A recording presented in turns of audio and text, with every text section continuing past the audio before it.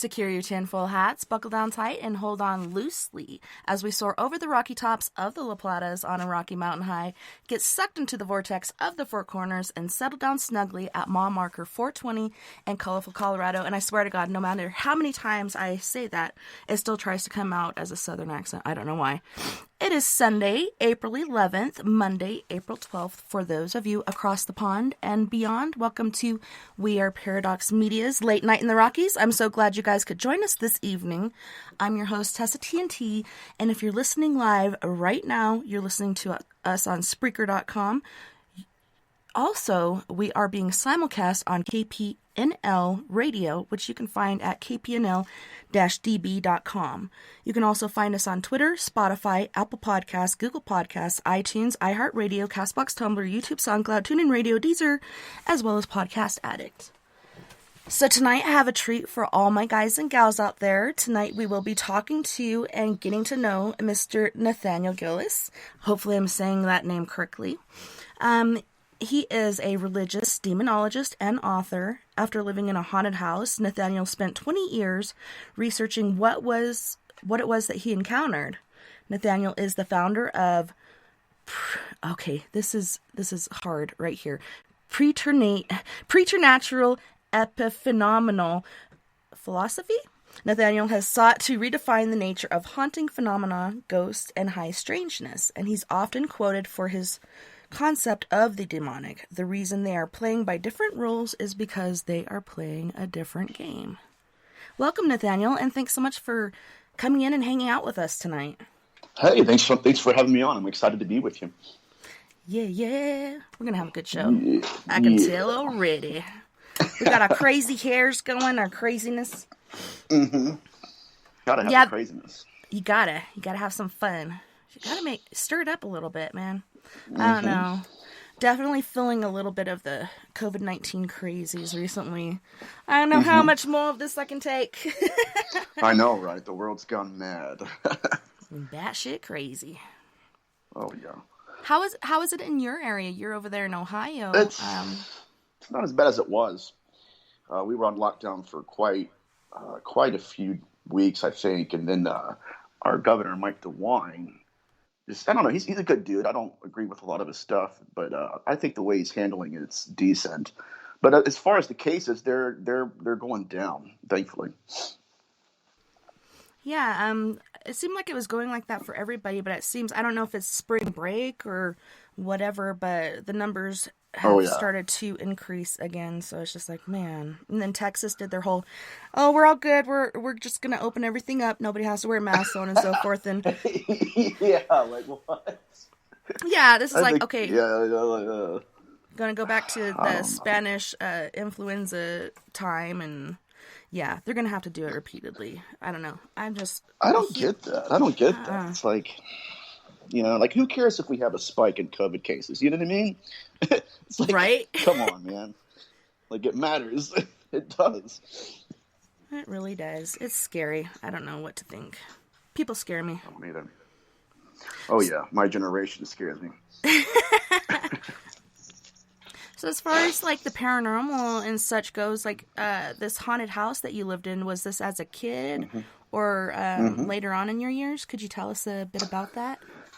Yes. So one day my dad took me to an open house in Dayton, Ohio, East Dayton, Ohio, in fact. And we were looking at purchasing it. So my dad took me by the hand. He says, "You know what, son?" He goes, "This is going to be your room if we buy the house." He said, "So you want to get yourself accustomed to it, figure out where you're going to put your stuff and your gaming system." And so I did. I was looking in the closet, trying to figure out where my, power outlets were and stuff. And for some reason, I was drawn to the bed that was in the corner of the room. And I knelt down and I pulled the blanket up. And when I did, I was met face to face with my first full-bodied apparition. Oh, wow. And yes, this is when I was 8 years old, by the way. And she was a beautiful, pale little girl. She had to have been maybe about 6. And she had long black hair. She was wearing a white linen dress that was dated. I mean, had to have been made back in the day during the turn of the century. But so when I met her eyes and stuff, we just met face to face. I cringed. I shrieked. I was like, oh my God, I backed up real quick. Because, you don't expect to see that. Yeah, you I scream didn't, like a little girl, and like, you're like, "Hey, where'd that come from?" almost. Yeah, right. That was her, not me. Yeah. That kind of thing, And when I recoiled from shock, she shimmied her body all the way to the back of the wall to where she was the furthest from me.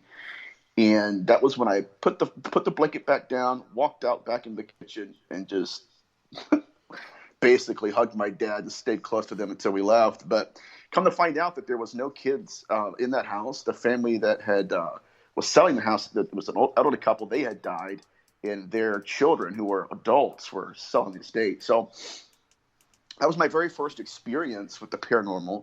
And wouldn't you know that when we moved in, So you guys did move in there. yeah, right. Yeah, we did. It's, oh my God.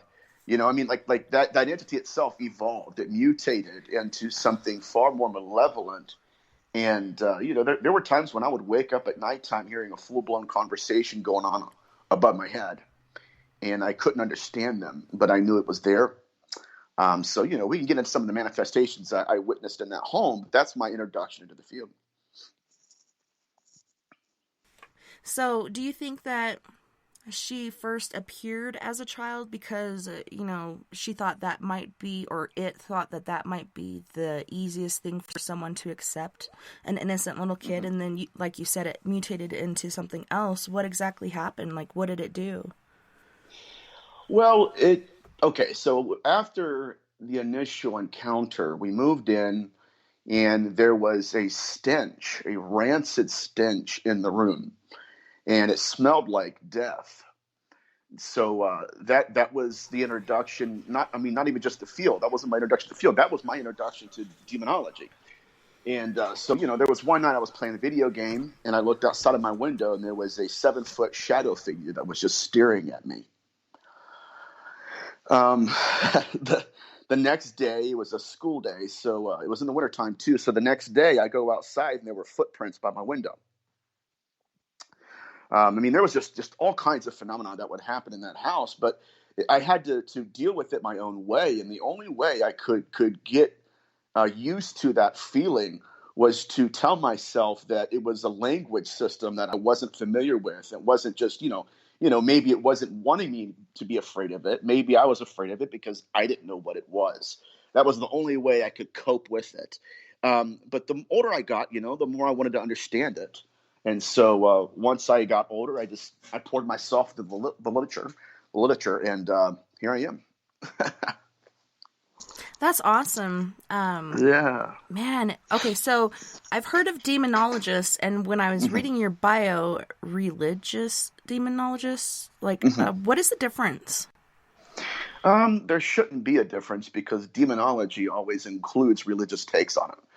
There was religion that created the concept of a demon. So a religious demonologist would mean that I am a researcher that researches this phenomenon through the lens of what religions say it is and what their traditions are regarding it. And so what I do is I look at all of the Abrahamic religions, Judaism, Islam, and Christianity, and I combine, compare, and contrast their traditions, sifting through them, looking for behavioral patterns and commonalities between them all, and hopefully get a better understanding of this phenomenon, because it's far deeper and far darker than a lot of us believe it is. So, as far as demons go, do they commonly, make themselves appear as kids to gain people's trust? Yeah, they can, absolutely, 100%. And that's just another way that they'll manipulate an individual. And it's very interesting. It's just like the UFO abduction phenomenon in that they'll appear to us not as what we would believe, but what we would prefer to believe they are. And so a lot of times, if you have a case like a haunting case, they will appear as a child to manipulate the researcher or manipulate the family into believing they're soft and cuddly, when truthfully they're some of the most damning curses known to mankind. So what exactly are demons? Are they fallen angels, or are they something that was created by Lucifer? Well, there are different takes on the nature of demonology and their origins.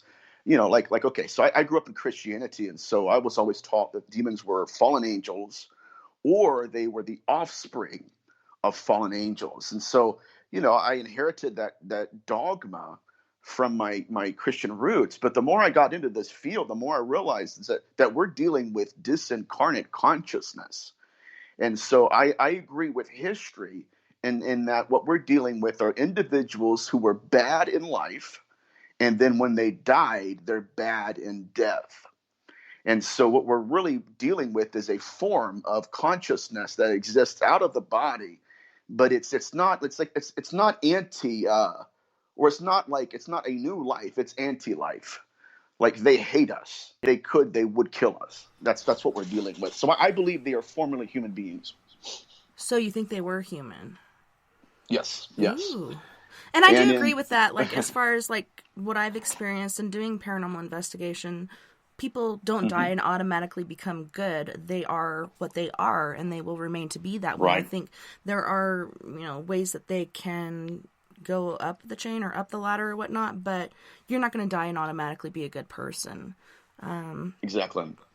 Yeah, you're exactly right. And if we go back into history and when we look at some of the names and the etymology of demons, you start to see that there's a common thread of truth. And that is that their victimology, who they plague, who they possess, who they haunt, is a manifestation of their life. Like one of them is Lamishtu. And what's her name? Janet Scurlock has a paper manuscript. It's very interesting. It's called The Body Snatchers. Ew. Or Baby Snatchers, rather. And that's Baby what... Snatchers? Yes. Oh, my God. Yes. And, so a Lamishtu would go into homes at nighttime and steal babies from mothers. And the reason they said, this goes back to her life, the reason they said that she victimized babies and mothers is because she was never able to have a baby herself. And so what I have to do is I have to look at her victimology as a manifestation of her consciousness and her psychology. It's no different than somebody who's like a serial killer. And, if they never had a good relationship with their mother, they would go out and victimize women. Does that make sense? Yes. Yeah. So, even like a lot I said, of serial killers are like that. Like, because of yeah. their mother, they hate women, and so that's who they'd go out and kill. Of Mama course. issues. Yep. So it's a projection of consciousness that we're dealing with in their victimology. And so, Lamishtu, Lilith, all of these different demons originated as consciousness. Matter of fact, Lilith, before Jewish mythology took Lilith and created a succubus out of her, Lil was originally an individual, a woman who would die. She had died, and then her body, consciousness, her consciousness left her body, and it would manifest as an apparition. And they called those entities Lil spirits, disincarnate entities who would manifest as apparitions to their victims. And so it was from there that the Jewish folklore basically took it for their own and said it's not just that she's a spirit that exists after life, but she's also a succubus that goes and appears to men, grooms them into intercourse, and steals their semen. And then, takes it as an incubus and tries to impregnate women with it. So, oh my gosh. Right? We're going to get deep tonight. Oh, yeah. I mean, we're going to get way deep. Down and dirty. So, that is crazy. It's all consciousness. Yeah, yeah. So why do they do that? Why do they take, the semen from a certain person and impregnate another person? Do they have a plan? And do you think that when they do that this child could be born dark or soulless? Or what exactly is the plan there? I think it's all of the above. See, what they're doing is they're using our women and our men to self-replicate their species. And so let's go back in history. We see that these entities have been with us for a long, long, long time, thousands of years. And what they would do is they wouldn't only go to living men and harvest their semen. They would go to corpses that had recently died and do the same thing. Ew. Yeah. I guess they can live for a while down there in the Bolshnackery. Oh God. Yeah, it's the recently deceased, and Sinistrari speaks about it in his book on Incubi and Succubi. Montague Summers witnessed it one time, where these entities would go and reanimate the body of a recently deceased man, and then this is a very unique term that Sinistrari employs, he says they would milk their carcasses. And then they would take that and then go and manifest as an incubus to a woman, and then during intercourse they would implant that semen in her womb. And so what we're dealing here essentially is a mirroring aspect of this that looks exactly like the UFO abduction phenomenon, where they will appear to a woman in order to implant the semen in her, but they'll also appear to a man in order to harvest it from them. So it's a very unique situation. So have you ever experienced a succubus, or we'll start with that and then I'll go to the next question. Yeah, I did. It was before I got into this field, but I was in bed sleeping. It was about 2 or 3 o'clock in the morning next to my ex-fiance, and man, I was in a dream, and I'm dreaming and everything, and then there was this presence that I could feel in the dream. And for those who are in the field and have had paranormal experiences or nightmares, that it's not just what you ate. It wasn't Taco Bell. It was an attack. You know what I mean when there's a feeling there. It's like a secondary presence. Mm-hmm. And in the dream, there was a black figure, like a female shadow figure. She had no facial features. It was almost like someone was standing in the darkness, and the only thing you could see of them is that they're there. You couldn't really identify. Yeah, they're darker than the dark. Exactly right. And she was straddling me. I was laying on my back. She was straddling me in the dream. And when I woke up because I thought, if I can get myself awake, the attack's over. But when I opened my eyes, she was on top of me in real life. And for a fleeting moment, I thought it was my fiance. I'm like, what the heck is going on, right? Like, I didn't know what was going on. And so I look over, and my fiance, when my eyes adjusted, I realized, okay, she's asleep. And then I looked back in front of me, and the entity had left. But that was a very terrifying encounter.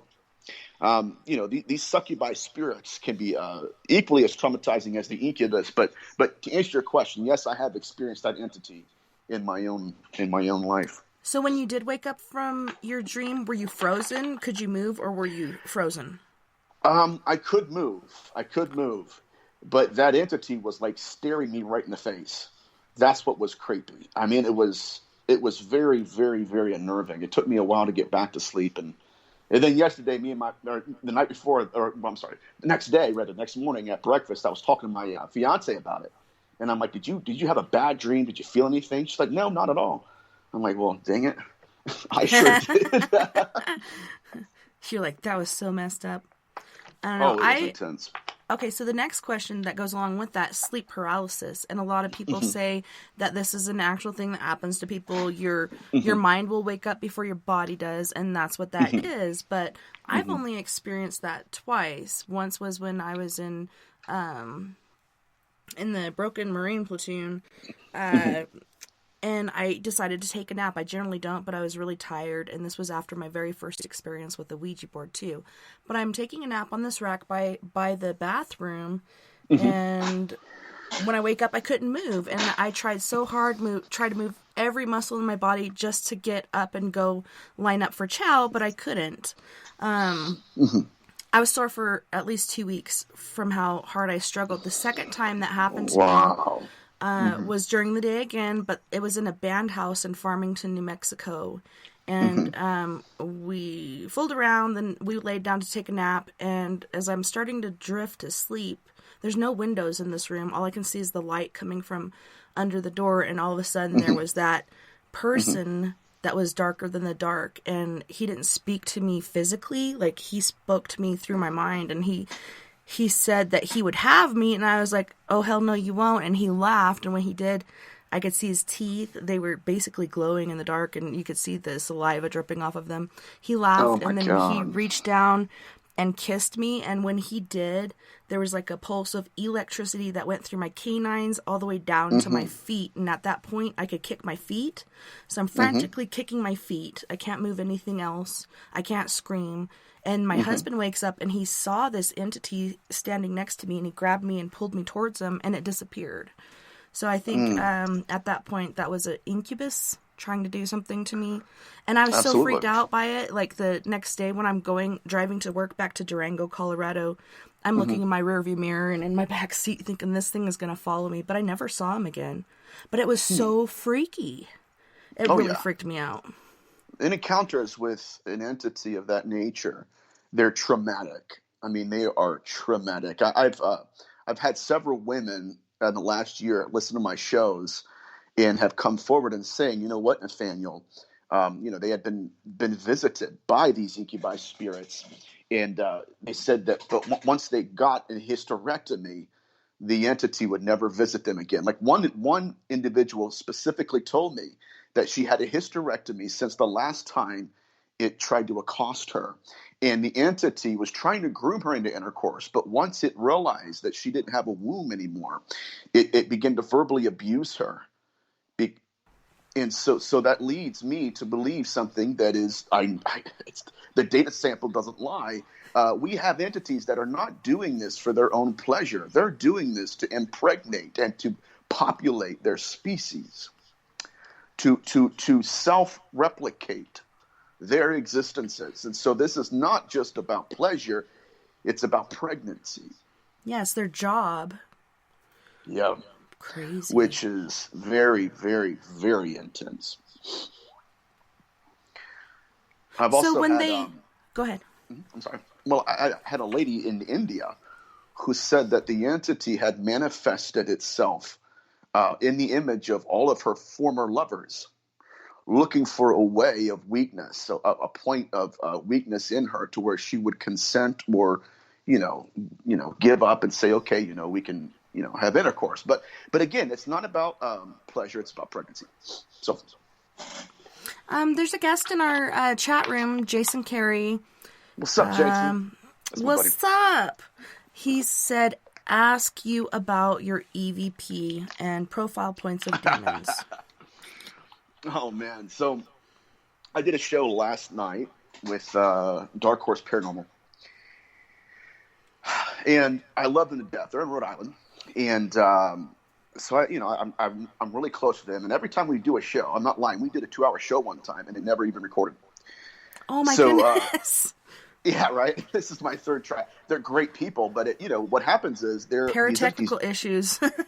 Yeah, absolutely. These entities do not like what I'm saying. They don't like my research. I'm getting too close to them, and they try to shut it down as much as they can. So yesterday, as we're doing the show, a live show, there is EVPs going in and out. One of them said, "F you, mother effer." And at the very end, it called us all mother effers. And it was one of the best EVPs I've heard. And that's what Jason's talking about. I mean, it's crazy stuff. Wow. Because you're giving out this information. You're educating people. And people, I think a certain amount of us do know about this. We have witnessed it, experienced it, or read stories or heard stories about it. But, oh my gosh, this shit is real. This stuff is really happening. So when they do replicate, is this what we know as reptilians or, I don't know, Pleiadians are fallen angel or angel human species. What would demonic human species be? Yeah, demonic human species would be people that are formerly human that are trying to recreate bodies for themselves. Oh, I see. Yeah, this gets really, really interesting. Like if we go to Genesis chapter 6, and I'm not going to talk about theology much because we've got a lot to cover. But in Genesis chapter 6, the Bible describes a species of formerly human beings that are using humans, like living people, to re-embody themselves. And it says that the sons of God saw the daughters of men and that they were fair and went in unto them and made unto them wives, and they birthed a race of giants. But what's really intriguing to me is that it wasn't just the fact that they were creating children with these women. It's the fact that they were waiting until the husbands that belonged to these women, they were gone, and then they would manifest as the husbands to the women. Oh, wow. They're incubi, so they would have intercourse. They would use someone else's semen, possibly even the husbands. We never know, but they would use another man's semen to impregnate her. But during the process, they would also perform what's called an obstructive ritual. And that would be something we see often in the UFO abduction phenomenon. What they did is that at the moment of conception, I always say I'll keep it PG. But you guys get what I'm putting down, right? Yeah, and this is an adult show, so feel free to, speak freely. At the moment of orgasm, they stare directly into the eyes of these females. And what they stared into the eyes. And the reason they did that is because they believed that whatever the woman was focused on, like whatever man she was focused on at the moment of orgasm, she would birth the material image of that man in her womb as a child. And so they believed that what they were doing in that process of intercourse was creating a child that looked like their apparition. Now, a key point has to be made, because if that's what they were doing, they still manifested at the moment as the husbands. So then you would have a child that looked like their husbands, but that's not what they wanted. So at that moment of conception, the moment of orgasm, they stared at their eyes and reversed their apparitions to what they truly looked like. So what are we looking at here? We're looking at apparitions that are creating bodies that look like them. That's interesting. It really is, and especially so when we see these things, like you said, they're dark, they're basically no sort of features or anything going on. So how exactly I don't know, what do they look like? Can they not manifest what they looked like before? Are they intentionally not showing their features? I think that's exactly what's going on. I don't think that there were shadow figures that created, bodies that look like shadows. I don't believe that at all. But one text does say something very worthy of mentioning. It says that from the darkness they begot children that looked like their own image, and then it says they made copies of bodies. And this is the UFO abduction phenomenon. And we're going to dive headfirst to that here shortly. But we have to first lay down the foundation that these are entities that are spiritual in nature. They're wind-like, and after death, they have turned into a kind of liminal being that has the qualities of a god and a mortal. There's a ritual called the Altra Hasus ritual. And it says, a god and a man shall be mixed together in the ghost. And so we're dealing with entities that are hyper-developed, incredibly evolved, disembodied, and they do possess that wind-like nature that we often see in hauntings. Even feel in hauntings, for that matter. Well, and like you were saying, even when you were in that dream state and this succubus was presenting itself and straddling you and trying to take advantage, even before you were awake, you felt the presence. And for me, in that dream state, it's so amazing to me that it did show up as a shadow figure instead of something that you would know, like your fiance or something like that. It's very interesting. Yeah, it's a very unique situation. I mean, when she was on top of me in the dream, it was strange because it was like she was uniting both realities, right? Both the dream state and this reality. The same thing was happening in both dimensions. And so, most importantly, guys, we're dealing with entities that can interpret, or not even interpret, but invade our dreams. They can induce a dream state, which is what they've always done. And we're going to get into it tonight, and I'm going to reveal to all of the listeners why it is that they induce dream states and what they get out of the process. Yeah, and to me, the dream state it can be another realm. When my mom passed away when I was 5, almost 6, she came to me in a dream state. I think it's another realm where the living and dead can come together and communicate, or certain things like you're talking about with the incubus or succubus can happen. But I think maybe because it is this certain realm, certain things aren't allowed, like like you said, this being could not show itself as it wanted to. It showed itself as a shadow.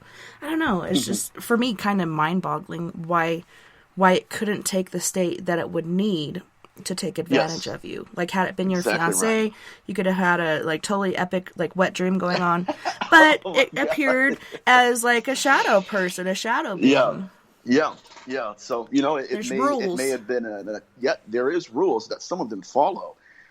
Even the incubi follow certain rules, and they have a different morality. There was one case in the 16th century where the entity had manifested and had intercourse with a woman on her wedding night, immediately after she had lost her virginity to her husband.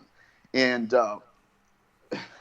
we're going to get into this. It's going to get way dark. I mean, dark, because there's a lot of people that haven't read this literature yet, and it's going to be alarming for many. I promise you that.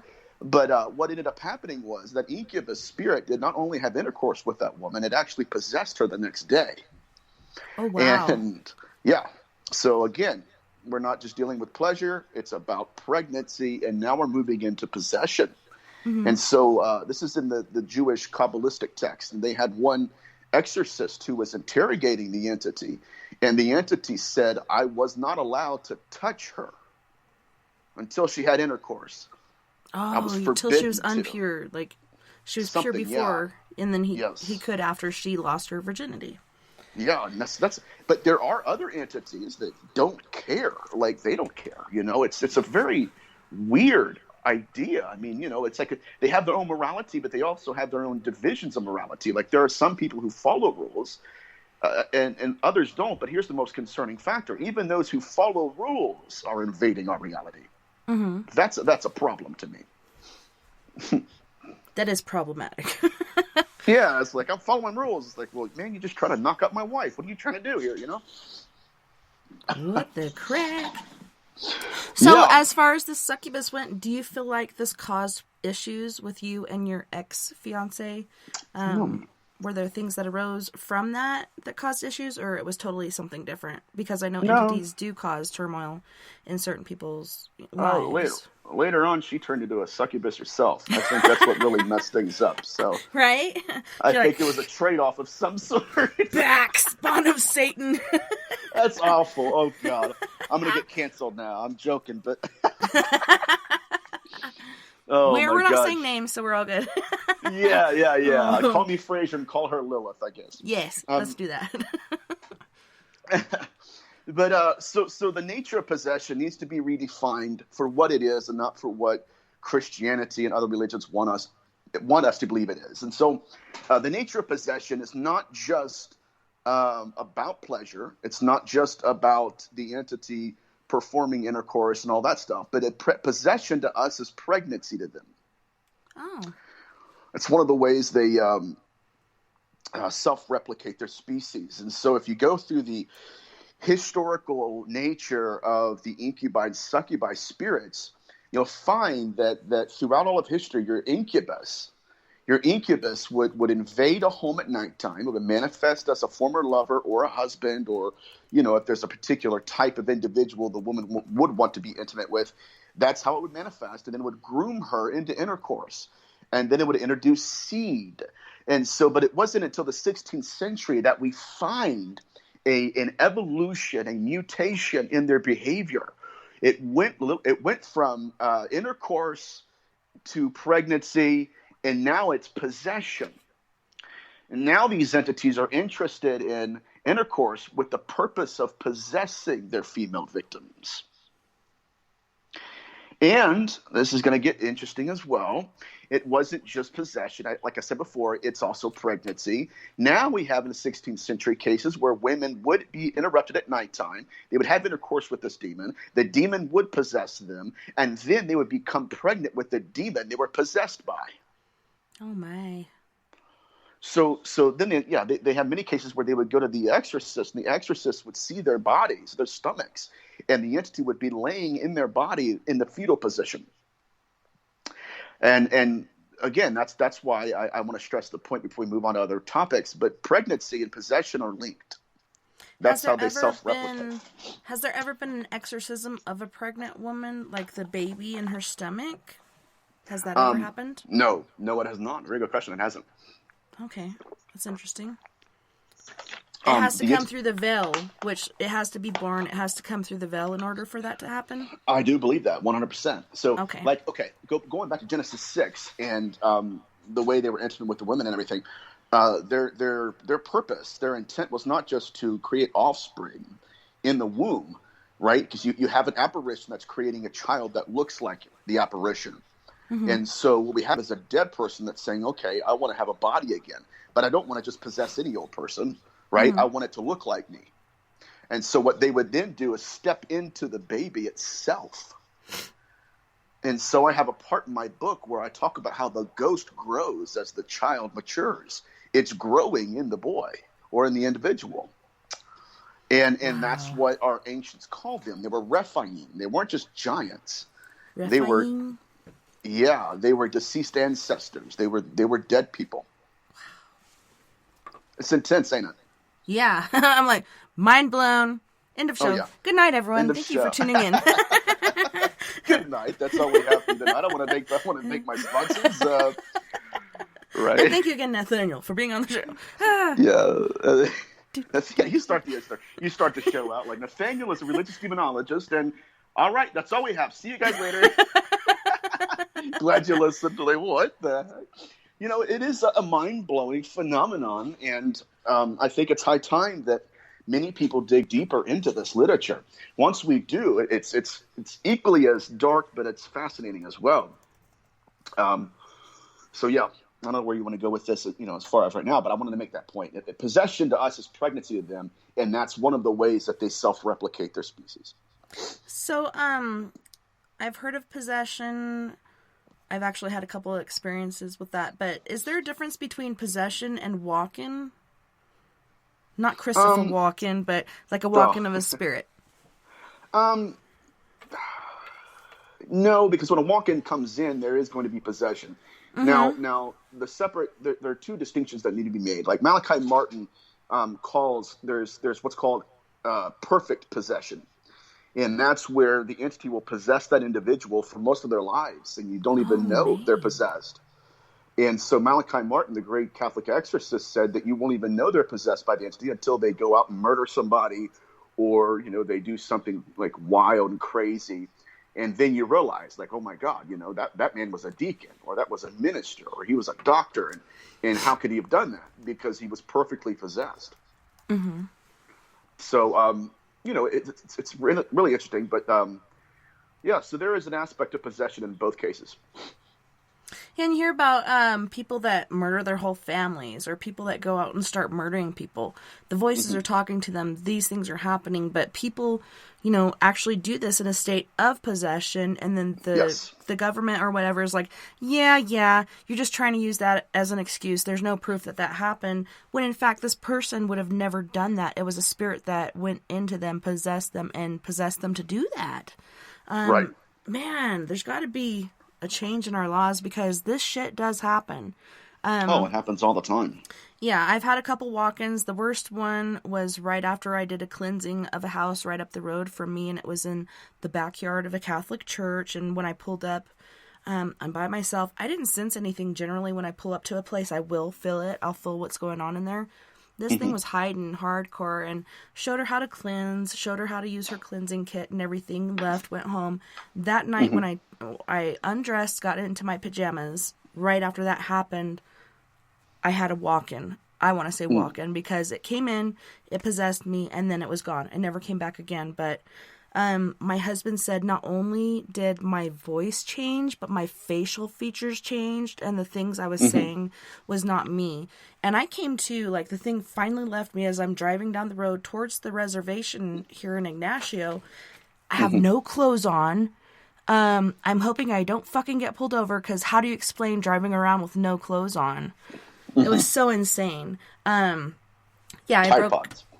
broke my Tide Pods. They're delicious. that got snuck in there really nice, didn't it? You're like, what? Oh my God. Oh, yeah. Tide Pods. But it was so weird. Like, I even broke my $3,000 camera. Like, things that I would not ever do, things I would not ever say. But he said, like, my voice changed, my facial features changed. So he just took himself and the kids into the bedroom, locked the door, and let everything proceed. When I got back, I just laid down, put my jammies back on, laid down, watched TV, and went to bed. And the next day, instead of being pissed off or whatever, he was genuinely concerned. Are you okay? You feel okay? Like, and he told me what happened, and my mind was blown. That was insane. So I've never gone on an investigation or cleansing by myself again since then. Even though I do have confidence in myself, but working in numbers I think is better than working alone. But that was scary. Yeah. Like, could you imagine had something happened to one of my kids or something? Like, that was not me. That was someone else. And they were pissed off because I'm trying to... It was a pregnant mother I was helping. Oh, my God. You're going to find all this stuff connects, you know. It's an incredible complex issue. I will say this, though. When you're getting back into... what was it? Just dealing with cleansings and whatnot... It goes back into what a dead person is and what's called corpse pollution. And because we're going to get back into what possession is in terms of what you encountered, and I'm going to talk about Jerry Marzinski in a second.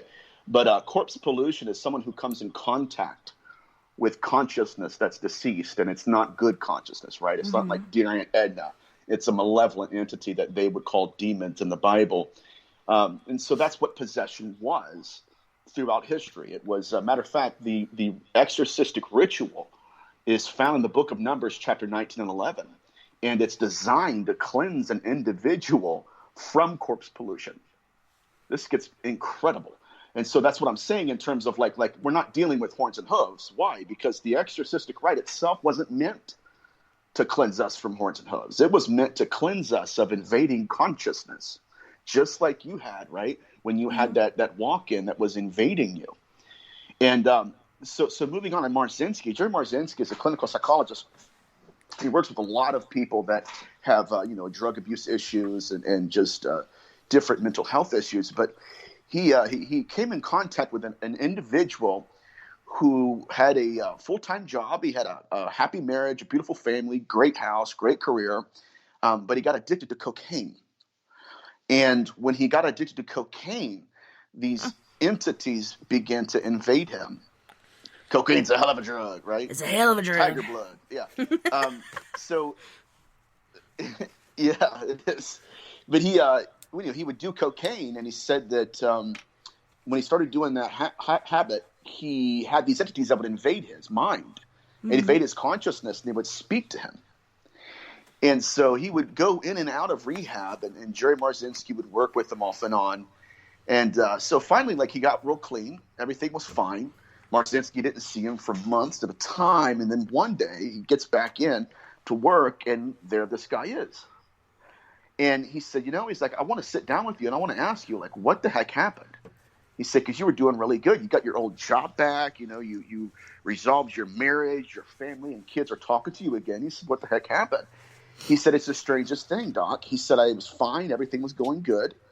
He said, I went to bed one night. And he said, one of those voices came to me and said, get in your car. And he said, I got in my car. And he said, I'm in my PJs and everything. I'm just driving. And he said, okay. The sentence, he said, go to the red light, turn right. He said, so I go to the red light and turn right. He said, this thing was giving him directions for 20, 25 minutes. Jeez. And finally, he said, the next thing I know, I pull into a cornfield. He said, I get out of my car and I walk into the cornfield. It's nighttime. And the spirit, the entity, whatever you want to call it, this is going to blow your mind. It says, okay, now kneel down and pick up that duffel bag. And he knelt down and picked up the duffel bag and opened it up. It was full of cocaine. Holy shitards. So, yeah, these entities are highly evolved, highly intelligent, and have the pathology, a psychopathology of a serial killer. And so I wanted him to continue the drug abuse. The nature of possession is. And Yeah, I wanted him to continue the Right. drug abuse and the drug use so it could take him over. The more you do that, the more sleep you lose, all these things like not eating, not taking care of yourself. You know, depression kicks in. You don't notice it because you're high on cocaine. But they love that, and they like to take advantage of that. Yeah. Oh, my goodness. Right. And it's like, hey, guess what? Here's your next fix. Intense, ain't it? This will last you at least, a year if you're not that hardcore of a user. But holy crap. Yeah. Geez, I don't know. That's crazy. Whole fucking duffel bag full of coke. To encourage the addiction, to keep him hooked, not just to the addiction, but hooked to the voices. And one day, Marzinski had another conversation with this guy, and Marzinski said, he said, "Are they talking about me at all?" And the man said, "Absolutely." He said, "They're telling me to go get a knife and to kill you." And he says, "Well, can I talk to them directly through you?" He goes, "I'm going to see if they're willing." And so finally, full possession came out to where he wasn't just listening to the voices; he was speaking on their behalf. And so their first question of Marzinski was, "Who are you to interfere with our form of life?" Unbelievable. This possession stuff is it's a truly fascinating subject. Yeah, you can't make this shit up, really. I don't know. I feel bad for people that do these things in part due to the demon or unclean spirit or whatever you want to call it that's taking advantage of them. Like, man. Yeah. And it doesn't even have to be drugs, just lack of sleep. And guess what? Yeah. COVID-19, everybody's sleep schedule is mad whack. Mad whack. Oh, yeah. Mine was the other night. I couldn't sleep at all. I mean, at all. It was awful. It's miserable. If you go out, like, there was one time where I was going through a sleep insomnia thing where I didn't sleep for like 2 or 3 days. And it was the worst time of my life. Yeah, I had to go get medicine to, like, help me sleep, Buy some NyQuil. Yeah, right. Benadryl, something. Something, man. I'll tell you what. There's also another aspect to this that's it's even more interesting, if that can be possible, and that is how a lot of serial killers are possessed by entities, and we know that because, like, even the BTK killer I know a buddy of mine that was on his show, and he basically told this guy, he was talking to him. He said, "Listen," he said, "every person I killed was for a demon." Wow. Like Jeffrey Dahmer's favorite movie was The Exorcist. The only living victim he has, the man, he said that Dahmer tried to poison him, tried to drug him. He said it didn't work. He was a beer guy, not a liquor guy. And he said, so he went to the bathroom to take a leak, and he came out. And when he came out of the bathroom, he turned to see Dahmer watching The Exorcist swaying back and forth and chanting in an unknown language. It's possession. Yeah, and a lot of people in religion will talk about the gift of tongues. And I went to this church once where, I don't know, the way that I describe it to my friends is people are standing there saying, taco, burrito, nacho, blah, blah, blah. Like, they're saying things that don't even make sense. It's just like gibberish. And, a lot of them I think are doing it to get attention. Because for me, the gift of tongues is being able to speak a language when you're in a land where you don't understand or know the language, but all of a sudden you're able to communicate with somebody there.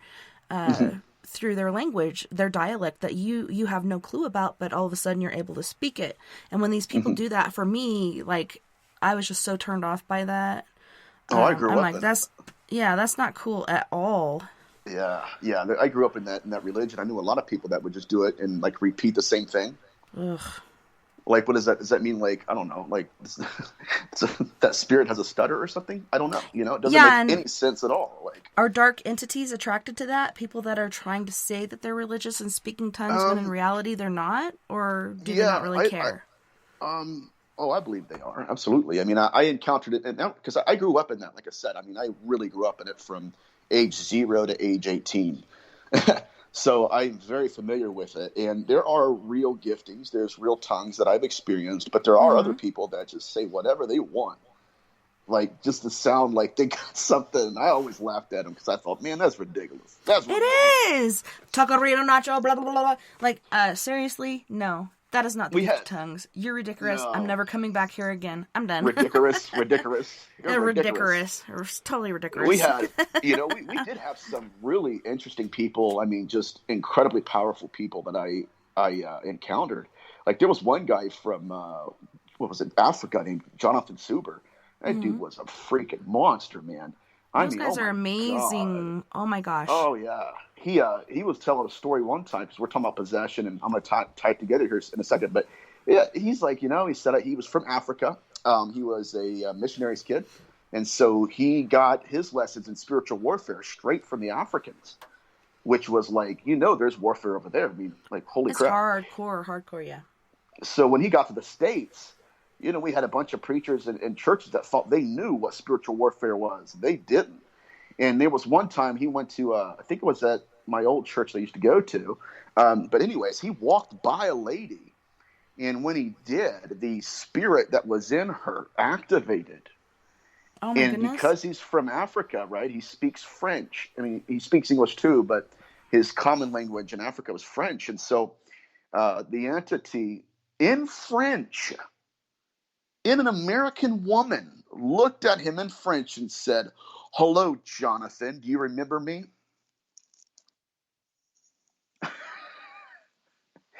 And so then he prays for her, and he speaks in French directly to her, and then like basically saying, "I do remember when I cast you out." I mean, this stuff is real, and a lot of people don't realize how oh my God, how grave of a threat this is. It really is, and like you said, people have no realization about it, that this stuff is really happening. Even our government, even our judicial system, no idea. You're right. It's so taboo. It's so dark and sinister. There's a lot of people that would prefer it not exist.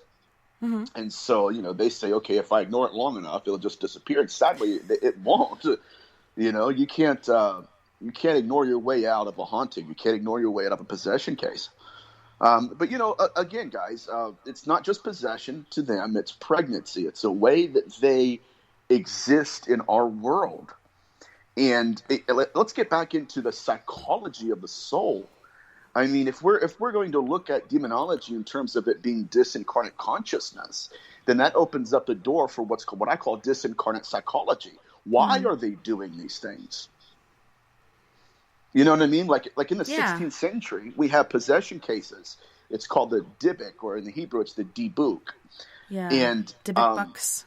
Yeah, you're exactly right. And so this was the Dibuk phenomenon itself was all about incubus experiences, all about demonic pregnancies, and all about possession.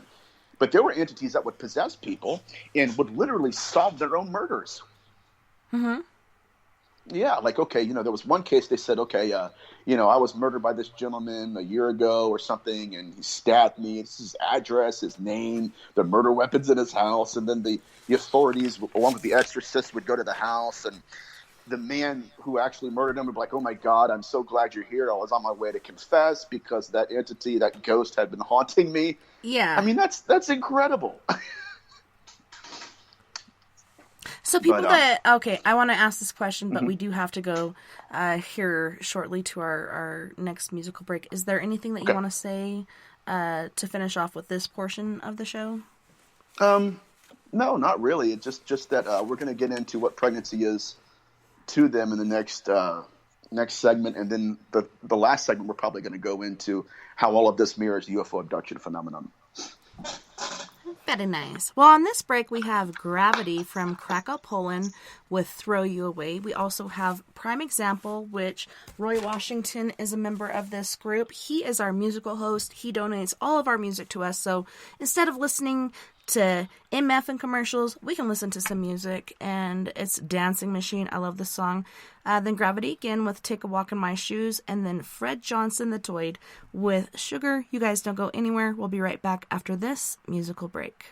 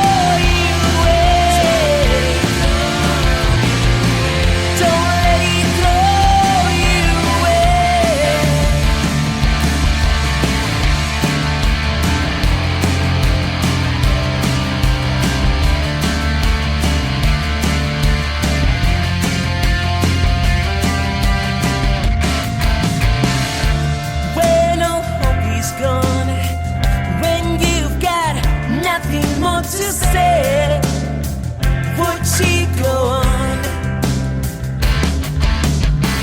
Be strong, keep walking on, find a reason to go.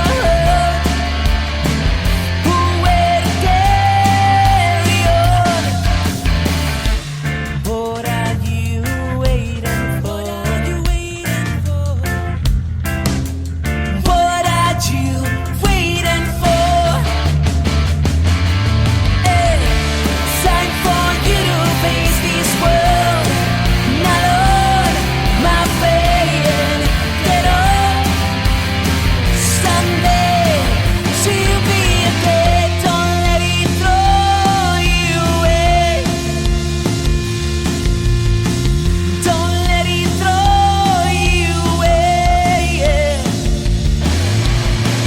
Don't let it throw you away.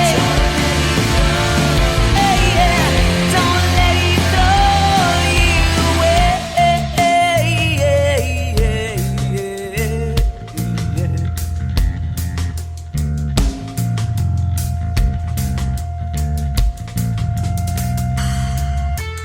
What are you waiting for?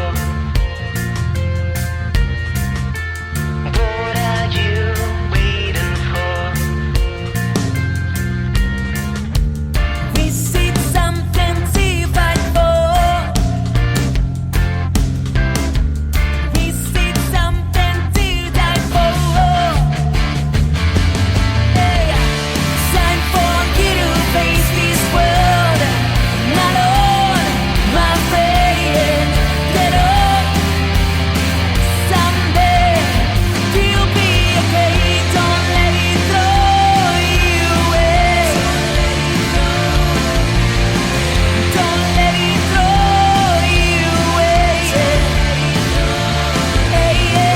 Don't let it throw you away. Don't let it throw you away.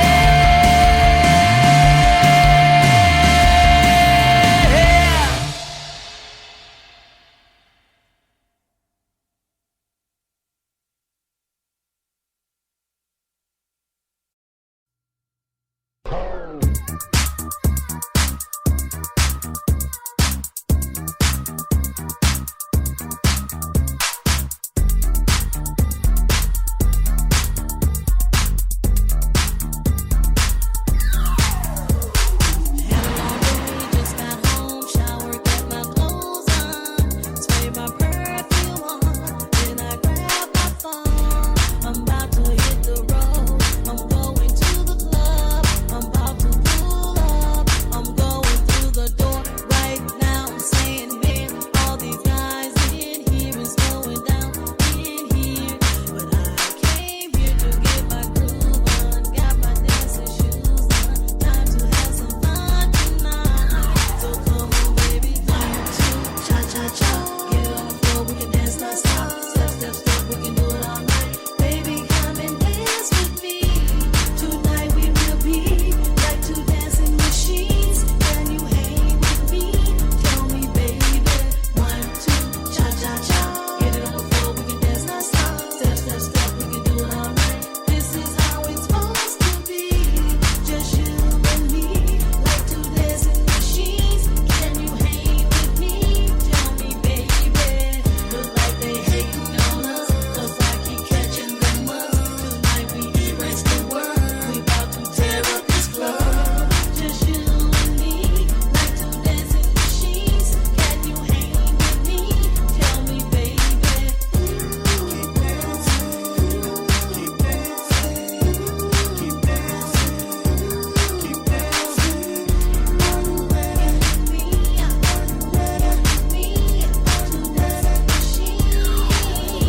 We both had a long day, time to blow some stress off. You working with the best, I'ma dance your pants off. I really love it how your body's so soft. Dance all night, little lady, it's your call. Step, step, step, baby, follow my lead. You and me showing off for the club to see. No time to get rest, we doing our thing. Cha cha, then we dip, top it off with a spin. Glide across the floor, let's do it again. By the way, little mama, can we be friends? I can't let this night just end. I really wanna know if I can see you again. Give me your number, we'll get back on the scene. We can hit another club if that's your thing.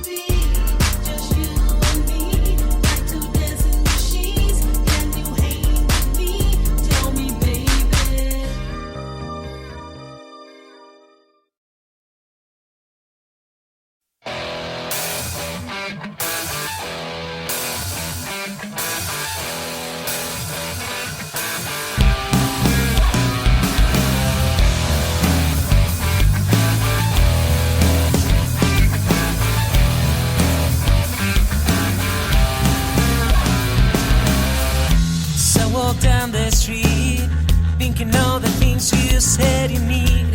Why don't you tell me, baby? How do you feel? As I walk down the street, thinking all the things you said you need. Why don't you tell me, baby? How do you feel? Don't you take a walk? Why don't you take a walk? In my shoes, why don't you take a walk? Before you tell me what to do, why don't you take a walk? Why don't you take a walk? In my shoes, why don't you take a walk? Before you tell me what to do. No, it's easy, you tell me what to do. Have you ever stopped to think all the things that I've been through? No, it's easy, you tell me what to do. Have you ever stopped to think all the things that I've been through? Don't you take a walk? Don't you take a walk? In my shoes, don't you, baby, take a walk? Before you tell me what to do, don't you take a walk? Don't you take a walk? In my shoes, don't you, baby, take a walk? Before you tell me what to do.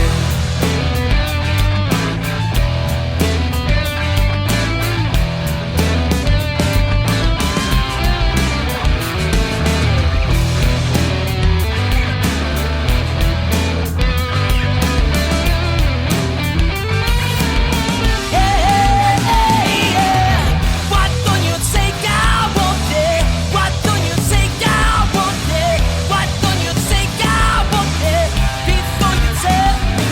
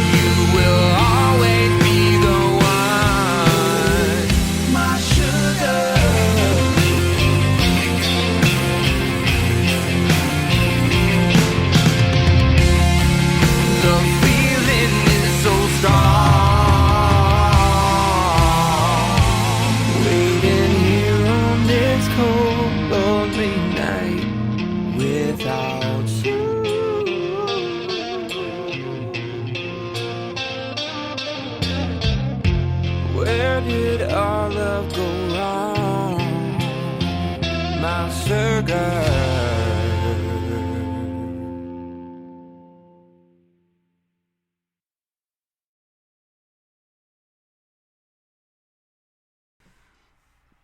Welcome back, and thanks so much for hanging out with us tonight on We Are Paradox Media's Late Night in the Rockies. Oh my god, guys.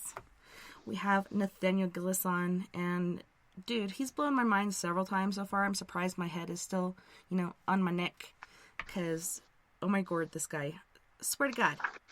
So interesting, all this stuff you're talking about, and you're like, wait till I whip this out. What are you about to whip out upon us? Whip it good. Whip it good.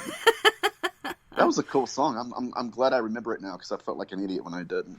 So. Yeah, you're like, Devo, whip it. Yeah, I think I know what you're talking about. So yes, Ohio made April 1st Devo Day. Devo Day. So whip it good. And have a good little, April Fool's joke. I haven't been able to do it because my husband's brother was murdered by a drunk practitioner doing brain surgery on him on April 1st. So April Fool's Day is not a fun day for us. We can't even enjoy it, That's awful. I'm so sorry. Me too. Should be fun, but yeah, I'm going to respect the day, respect the date. Yeah, it kind of changed everything for you. Yeah, it did. It really did. What are you going to whip out? I'm sorry? You said you were going to go into... Oh, yes. Okay, so what I'm going to do here, guys, is I'm going to give some descriptions of what possession is and how that these entities have their own language system. And so most of the time when you are in a house and you encounter what you smell like, it's sulfur, like it smells like decomposition, most of the time, that entity is trying to access your body in the form of possession. Oh, my. And so throughout history, that's how they would possess people. Because they are a wind-like spirit, which is what Lilith was, you can actually go into a haunted house, and when you're experiencing that scent, that stench, what you're smelling is consciousness.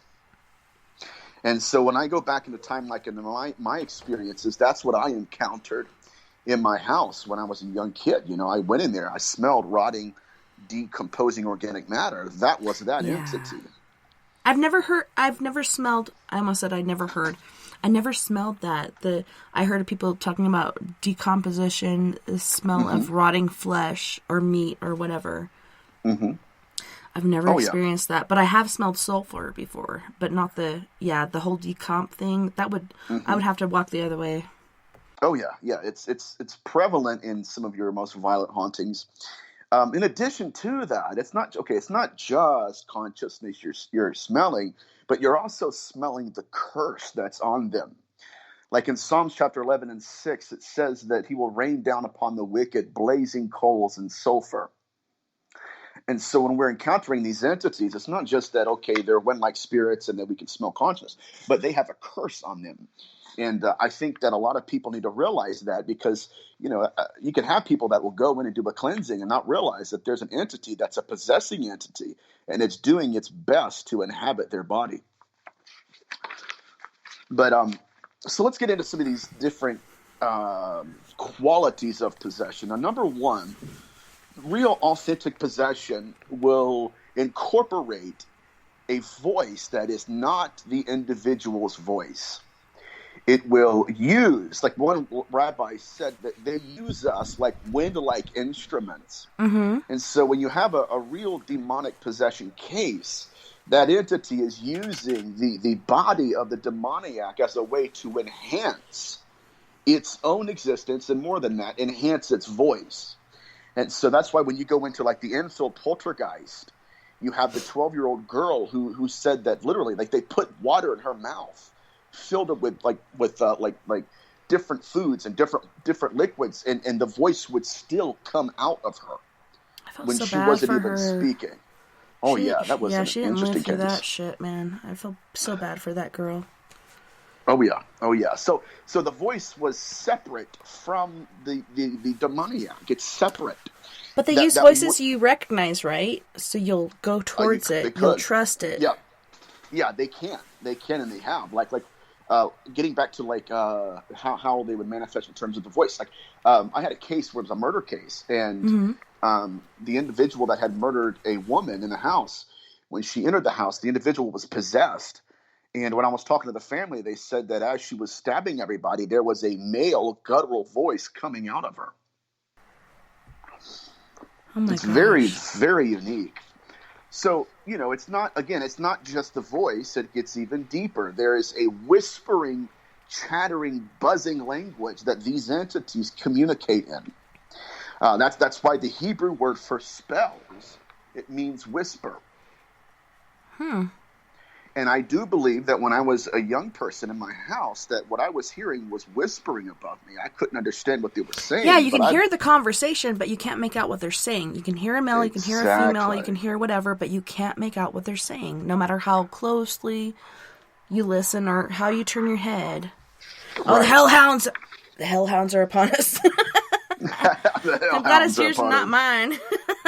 Yeah, you're right, and the phenomenon itself is stressful on the demoniac. I mean, obviously, it's traumatic when you have your consciousness being invaded by someone else. But this whispering language, it's a buzzing, a chattering sound that they use to communicate to each other in. So what that tells us as researchers is it's not just English or known languages to us that they articulate. They can speak like Latin or Hebrew or Greek, but that doesn't mean that they don't already have a language unknown to us. We've heard it before, but we don't necessarily know what it means. And so when you go back into biblical antiquity, the Nephilim, they also had the same language. In fact, the Ammonites called them Zamzumim because Zamzumim is a buzzing word. Zamzu, it was a reference to the language they communicate to each other in. Incredible. It really is. And I don't know, I just, I find peace in watching paranormal shit on YouTube. I go to sleep to scary stories. That's where I find my peace, because that's my happy place.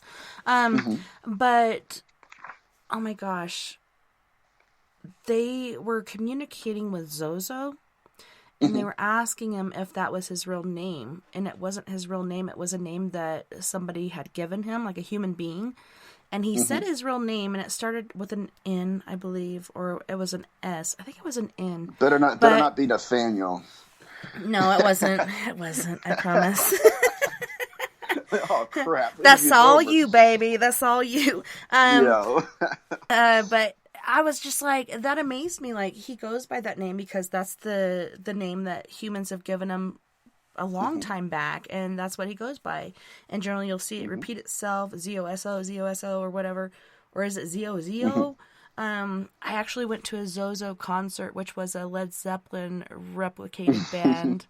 And I got some really insane pictures that night of this orb that was just insane. It really blew my mind.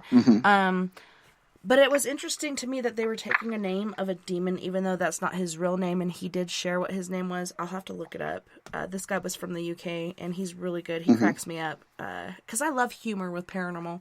I think it activates good things. Right. But yeah, just to know that he had a different name, and this is most likely in the Bible.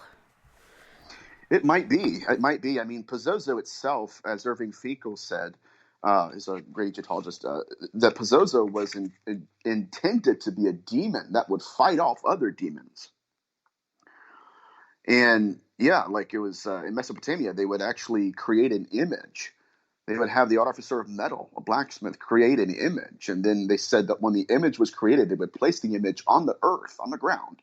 And that entity, Pozozo, would crawl out of it. Holy smokes. That's creepy. So, it's not just what their name is. It's what they go by. Like, it's what people have called them. And so, again, we can have entities that are human, but we can call them these fancy names, and they'll answer to it. Because that's what, that's how they communicate, and that's what we projected on them.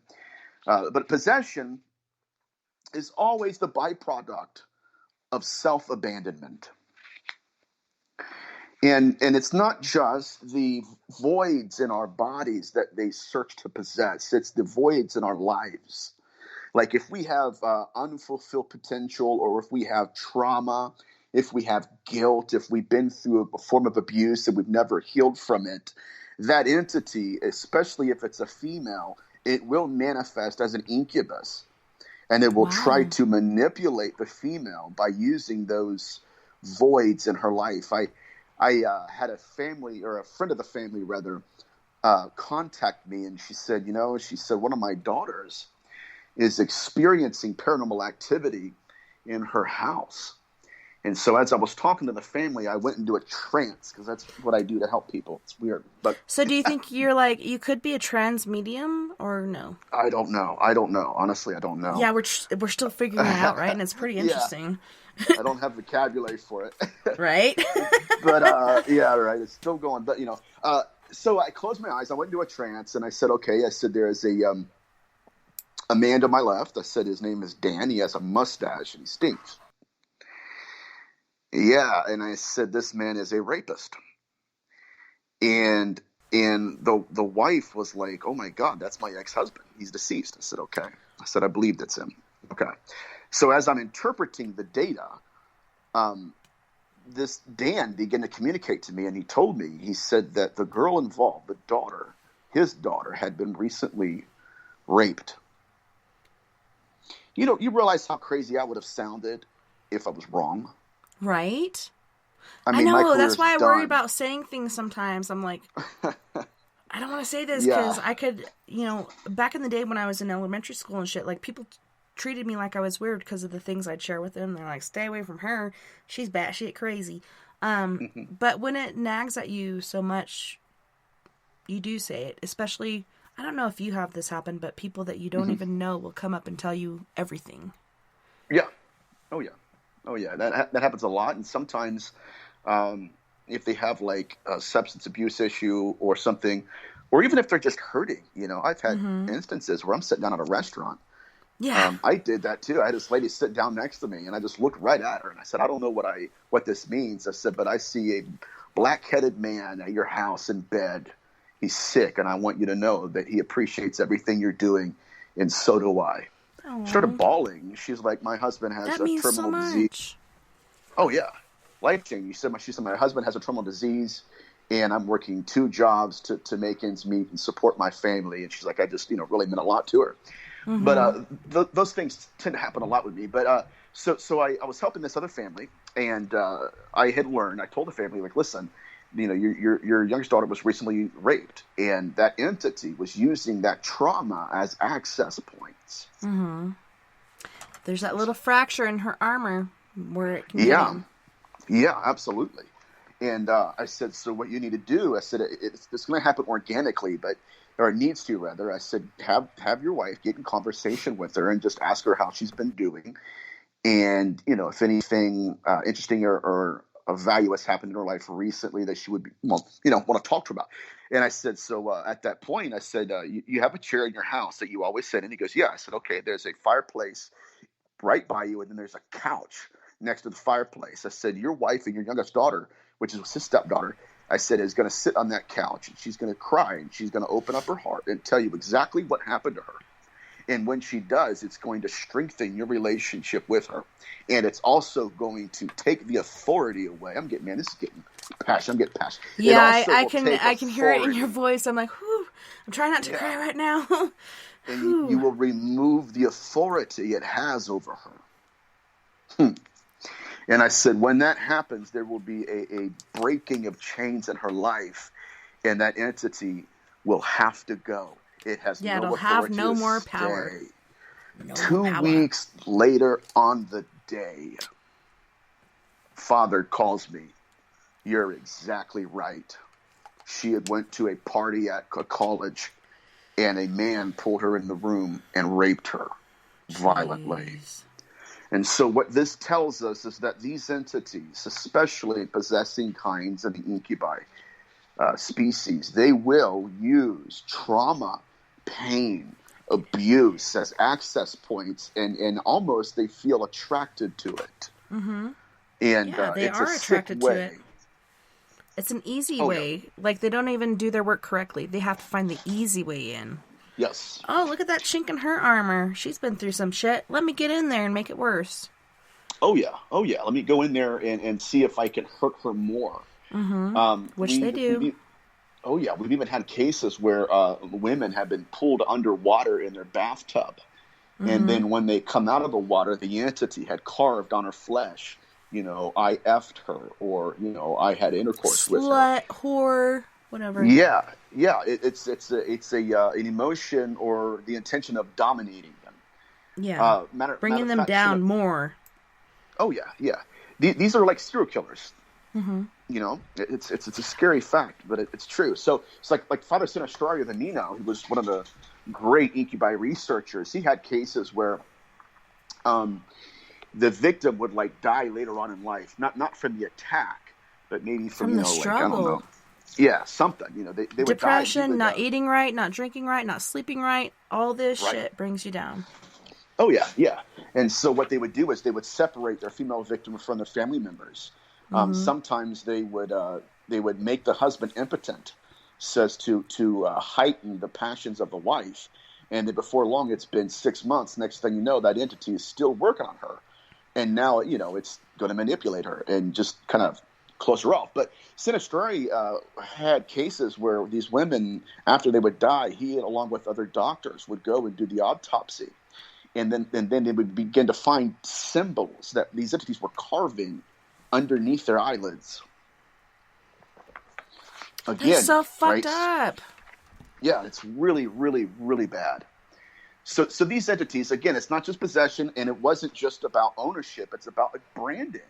Mm-hmm. The symbols that they would carve, what needs to be said as well is we didn't know what they were. They didn't mean anything to us, but they meant everything to the entity. And I want to suggest this too. It's just like a serial killer who revisits its own crime scene. Mm-hmm. I do believe they were marking their victims to find them even after death. Ew. That's a whole another realm of fucked up. Like, that is bad. That is so bad. So that's why they carve on people? You're thinking they're branding them so they can find them in the next life? Or it's just a way of... they can find their bodies again. Oh my goodness. They can find their bodies. And literally, it's like, okay... I mean, it is branding. It's basically saying to all the other entities, this belongs to me and not you. Yeah. So symbolism being a simplification of language, we don't know what they mean. We just know that they're branding their victims in a way that even the victims themselves weren't aware of. Like sometimes they would carve their symbols in their private areas, so where they would never have seen it unless they had an autopsy or a hysterectomy or something that was really, really intimate and invasive. You would have never seen it. And it was because they were able to do the autopsy, they realized, like, oh my God, this haunting existed even after life. So bad. I know this is getting a little bit too dark, I guess, but it's. Well, I love like murder mysteries and paranormal. I love all that stuff, even though it's dark stuff for me. I enjoy that. Like, for me, it's mind play for me. Like, I can think about things and try to figure out this puzzle and what's going on. I've never thought of it like that, as far as I'm carving this into the person, whether she's dead or alive. When I'm carving this is the way that I'm going to find her after death. I've never thought of that before. Oh my gosh. It's incredibly chilling. It's intense. Yeah. Yeah. Sinistrari would also go into homes within now I an gotta hour. shave tomorrow. I got goosebumps. That's funny. It is chilling. It's incredibly chilling. But Sinistrari also had cases where he would go to the house within an hour of the incubus being there. He would collect semen samples. And much of the semen samples he collected, they said that they came from dead people. They were dark in color. Looks like they came from a corpse. Oh. Now we're going to get into Ariel Master's work, because I know we have 30 more minutes, and then we have the last session, I think. Yes. Okay. Hour. So we're gonna spend next half an hour talking about Ariel Masters and his incredible work, Eros and Evil. And so Eros and Evil is about the sexual pathology of the demon and how they were interacting with witches and their female lovers during the medieval period. One of the ways that they would interact with them is they would literally abduct them out of their bed and transport them to a sabbat where they would possess a corpse and have intercourse with them. Literal corpses. Like, I'm not speaking figuratively or allegorically. They would literally possess the dead and then try to inseminate these witches. Now, another way that they would, acquire their female victim is they would take her out of her bed at night, and then they would replace her with another apparition that looked like her. So the husband would wake up and look over and say, okay, my baby girl's here, no big deal, everything's good to go. That's not true. Your wife's been missing for 5-6 hours now. You just didn't know it. So there was a switching. It's almost like it's almost like the changeling phenomenon in European folklore, right? Where they will take a baby and then replace it with something that looks a little like it. Yeah. It's crazy, but Masters also mentions how that these witches, when they would come back and they would confess, or they would give their accounts to different people, they would say that when they were in the state of intercourse, that these entities would generally place them in a dream state, and they said that it was almost as if these entities wanted them to think they were corpses. Wanted them to believe that they were actually having intercourse with a man or a woman that was deceased. Necrophilia, baby. What? Yeah. Yeah. What? Okay. So, necrophilia was taking place. Also, it was the dream state that they would be placed in, and so a lot of times they would say that it was like their male appendages were fake. Yeah, gets really interesting. And it wasn't like, okay, so the male appendage would look fake, and then some of them were even circumcised. Uh-huh. And it's even more than that. Montague Summers records the same phenomenon, but he goes at it a little differently. And he says that a lot of these women would have encounters with demons where their male appendages were metal. What the crack? And it would be a 3-pronged appendage. Oh my gosh. Right? So what are we looking at here? What it appears to be, that these entities were appearing as demons, but and grooming them into intercourse, but they were using technology. Metal, though. Metal. No, yes. No. So they're taking things from her, like ova, and they're placing things in her, like semen, like seed. Gosh. So this is a way that they have hoodwinked us throughout all of history. Does it make sense? Like they've used this, they've hacked our belief system and have appeared to us as demons or corpses throughout all of history. And yet the whole purpose of it is insemination, to where they will self-replicate their species. The truth of the matter is, this is the UFO abduction phenomenon. It's just we never realized it. Yeah, some people remember, like, I know people do past life regeneration or some sort of regeneration, like, I think I've been abducted. Can you regress me and take me back so I can remember this, because I want to remember. I know something happened. There's signs. I have this thing in my arm. I have this mark on my arm. I have other shit happening. I have missing time. I'm in bed with muddy feet. Like, this stuff does not make sense. What happened? So they'll go back because they want to remember. A lot of people don't, because it's kind of like re-victimizing them. But even with God and angels, so on and so forth, are these really other worldly entities, or are these really those motherfucking Allens? You know, you're exactly right. Good question. Yeah.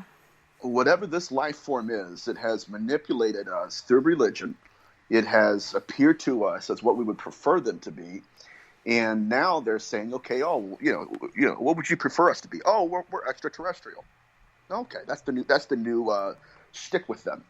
the truth of the matter is we've been experiencing and encountering this life form throughout millennia in every religion, and they're hoodwinking us.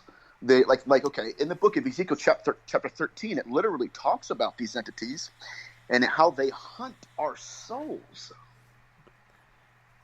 This is going to get really good. So he says that those who hunt the souls of men to make them fly. Now, the flying soul that he's referencing to and the flying soul that they're hunting, it comes from Egyptology. It's called the Ba'a soul. So you remember how I told you that in the dream state, you're asleep, but your soul leaves your body? What they've been doing is they will induce the dream state so your soul leaves your body and then capture your soul.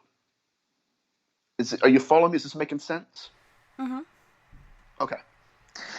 So Ezekiel 13 calls them soul hunters. Now, I had originally read that text, and I got into some of the literature on it. It's life-changing because it says that those who die or should die live, and those who should die, and those who should live die. Mm-hmm. And so there's a currency of consciousness here that they're operating in. So what he's referring to is the fact that the reason they're living is because we're dying.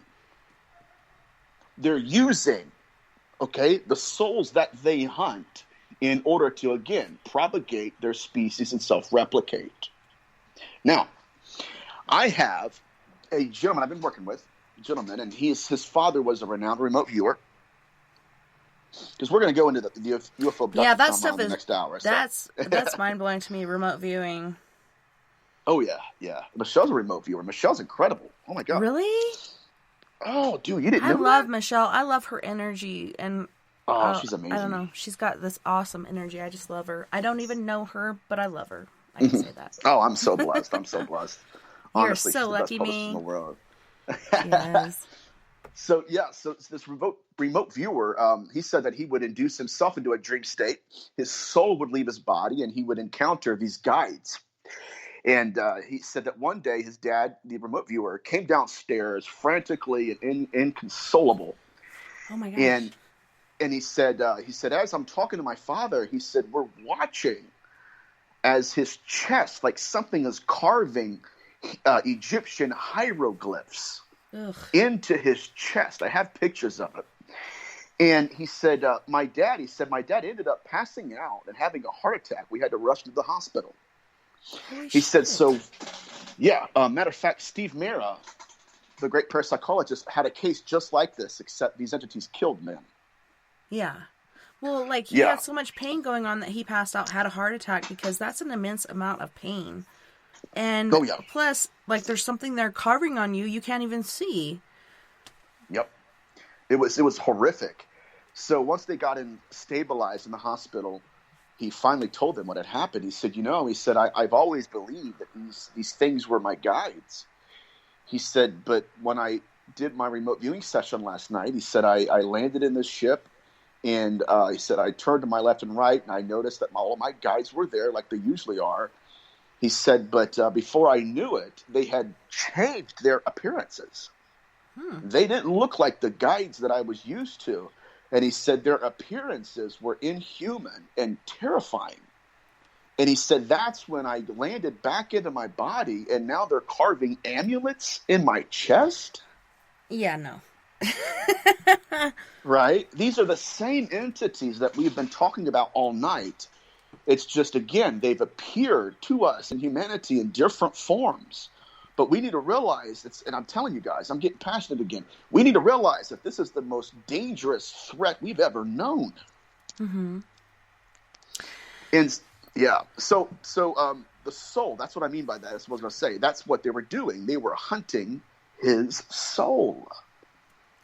Do you think, because I believe personally, from my personal experience, that there are family curses, where the devil or demons will follow this progression, whether it goes from a mother to daughter, and future daughters, so on and so forth? Absolutely. Okay. Yeah. Matter of fact, we would say that, in spiritual warfare, we would call that generational curses. But even if you go into the UFO abduction phenomenon, where they are hunting souls, they will have UFO abductees where it's generational, it's multi-generational. So if the mother was abducted, her daughter would be too. See, okay, so I have a story for you. And Okay. I know this is your show, but I have to tell you this because this Go is for it. devils, demons, and unclean spirits. So when I was 6 years old, I'm living at my granny's house. It's after my mom was killed by a drunk driver. She knew when and how and where she was going to die. So I'm staying in my mom's room, and I've always had this problem with going to sleep. So I'm a night owl, nocturnal creature, people call me. But I have this dream where I'm in my bed in this room, and the bed starts tilting up, and at the end of my bed is a hole, and there's fire in the hole, and I smell sulfur. And so the bed's tilting. I'm sliding down the sheets. The baseboard is the only thing that I can hold on to. And it's like, at least like 4 to 5 inches below the mattress. So I'm digging my thumbs in and holding on to my baseboard so I don't fall into this hole. And I'm a very still sleeper. When I woke up, I was at the end of the bed. And I was like, oh my God, that dream was so realistic. I'm thinking about the smells, the sights, whatever. Then I realize I still smell smoke. And at this point, it's not the sulfur smoke that I'm smelling. It's more of like a cherry tobacco or something. My grandparents smoked velvet tobacco. They rolled their own, smoked velvet tobacco. This was not that. And so I looked over into the doorway, which is right there by the end of my bed. And I see this man standing in my doorway. And I'm thinking, oh, that's probably my grandpa. And then I realize it's not, because he doesn't smoke cherry tobacco. All of a sudden, he raises this cigar up to his mouth, and he takes a puff off of it. My grandpa didn't smoke cigars. And the light from the ember around him, I could see his face. His hair is slicked back. He's wearing a tuxedo, a bow tie. The most gorgeous man I've ever laid eyes upon. I swear to God, he was. I knew immediately who it was. I knew it was the devil. And I always had night terrors. My dad told me, say Satan fall, God stands before me, Satan fall behind. So I didn't even say that out loud. I said it in my head, and just like that, I was knocked out. Right before I saw that, like the day before, I saw little gremlin creatures, little goblins, dancing around the fire chanting. Next night I saw him. So once I got back to my family, my dad, my sisters, and my brothers, we're all telling ghost stories like we used to back in the day. And I told them about this experience, and my dad turned white as a sheet, and he's like, your mom told me the exact same story, except for instead of being in the doorway, he was right next to her bed, and they had a lengthy conversation. And my sister even said that she saw him standing next to a stretch limo right there where my mom was basically killed by a drunk driver. So it's pretty insane. And to me, like, my husband's like, no, Satan's not going to appear to anybody. He's going to send this and this and that and that. Well, yes, I did see his minions and shit, his little gremlin, cobalt peoples, whatever the fuck they're called. Then the next day I saw him. I know it was him. And I think he's looking for brides. He doesn't have just one bride. He will look for brides. And like you were saying earlier, trying to implement or project that species. I don't know. Yes. Self-replicate the species. Yeah. Yeah, and it's the hybridization program that we're talking about here. But truthfully, we're dealing with a life form that will appear to us in whatever form it wants to, concealing its normal appearance and what it really looks like. Well, from he us. was the most beautiful angel, and he fucking was. He was so beautiful. I've never seen a man so beautiful as that. But I was still afraid because I knew who it was. I knew. That's a fascinating account. Did you say he had a hat on or no? No, his hair was slicked wasn't back. a His hat hair man. was longer. His hair was slicked back. He didn't have a hat on. It was not the Hat Man. It was Lucifer. Okay, that's incredible. Thank you for telling me that, because that's interesting. I believe that, and it's interesting that your mother had a conversation with him too. Yeah. So is that what you were going with about it being generational, where it would go to the mother and the daughter? Yeah, it appeared to her. It appeared to me. My sister had a different encounter with him. She said this was in her teen years, and she's staying with these people that were her protectors, like her adopted mom and dad, when in reality they weren't. They were really bad people. And she said she was in her bed one night. She said it looked like lightning struck the wall. there was a crack even after that happened. But she said lightning struck the wall, and then all of a sudden there was this being on top of her trying to rape her. And this being had scales on his body. So he's appearing not as the beautiful angel, but as the reptilian. Even though she can't see him, she can feel the scales on top of her. And the only way that she got him off of her was, she said she took her thumbnail and she dug it under the scale and stabbed as hard as she could. And that's the only way she could get him off her. She is blessed. I've rarely heard of someone surviving in that way. That's incredible. Yeah, she did. She knew to do that. Like, would you think of that? I wouldn't have thought of that. I wouldn't have. Yeah, I'd be punching like, and trying God. other shit, but to dig your nail up under a scale, perfect. Yeah, to get it underneath the armor, almost. That's incredible. That's a woman. That's an individual with some instincts. I got to tell you, that's wild. Yeah. Because I have heard a similar story like that, but the lady didn't have success at it. Like, it's from John Mack's Experiencer documentary, and the lady was sleeping in bed, and this entity manifested. And it wasn't let me back up. It wasn't a reptilian to her. Like, it manifested to her as an insect, like a, what does she call it? Like a grasshopper or something. Yeah. Like a praying mantis? Yeah, there we go. Mantis, exactly right. So, they can manifest as anything, and I think that it's possible we're considering them all different species, but what if they're one and the same? And they're manifesting in different ways. But again, let's get back to, because I want to finish this segment with definitely this next point, because this third segment is going to get even crazier. So my reasoning in mentioning the remote viewer is that they had what they did is they carved stuff on his soul first. And then when his soul got back into his body, I believe it manifested on the body. And so I'm going to start proving this more in the next segment. But what they were doing is, again, they had taken his soul, they held it captive for a while, they revealed who they were, and then they were doing something to his soul so that when his soul got back into his body, it manifested. So they were carving into the soul first and the body second. And that's basically what he was saying. Now, what we need to realize about these soul hunters is that they consider the soul as not being incorporeal. They believe it has substance and that they can actually remove it from the body and use it to replicate their species. Yeah. But yeah, so it's the soul first, the body second. And a lot of these abductees who are having scoop marks, I believe that's the reasoning for that. You call it scoop marks? Yes. They're also called witches' marks, devil's marks. Okay, so where there's hieroglyphs and stuff that you don't recognize, but they're still there. They're still there. And yeah, so I'm really excited to get into that in the next segment. But that's a crazy case. I didn't know if I could send you a picture of it. I probably won't. I'll probably do it after the show. But you got to see this. It's crazy.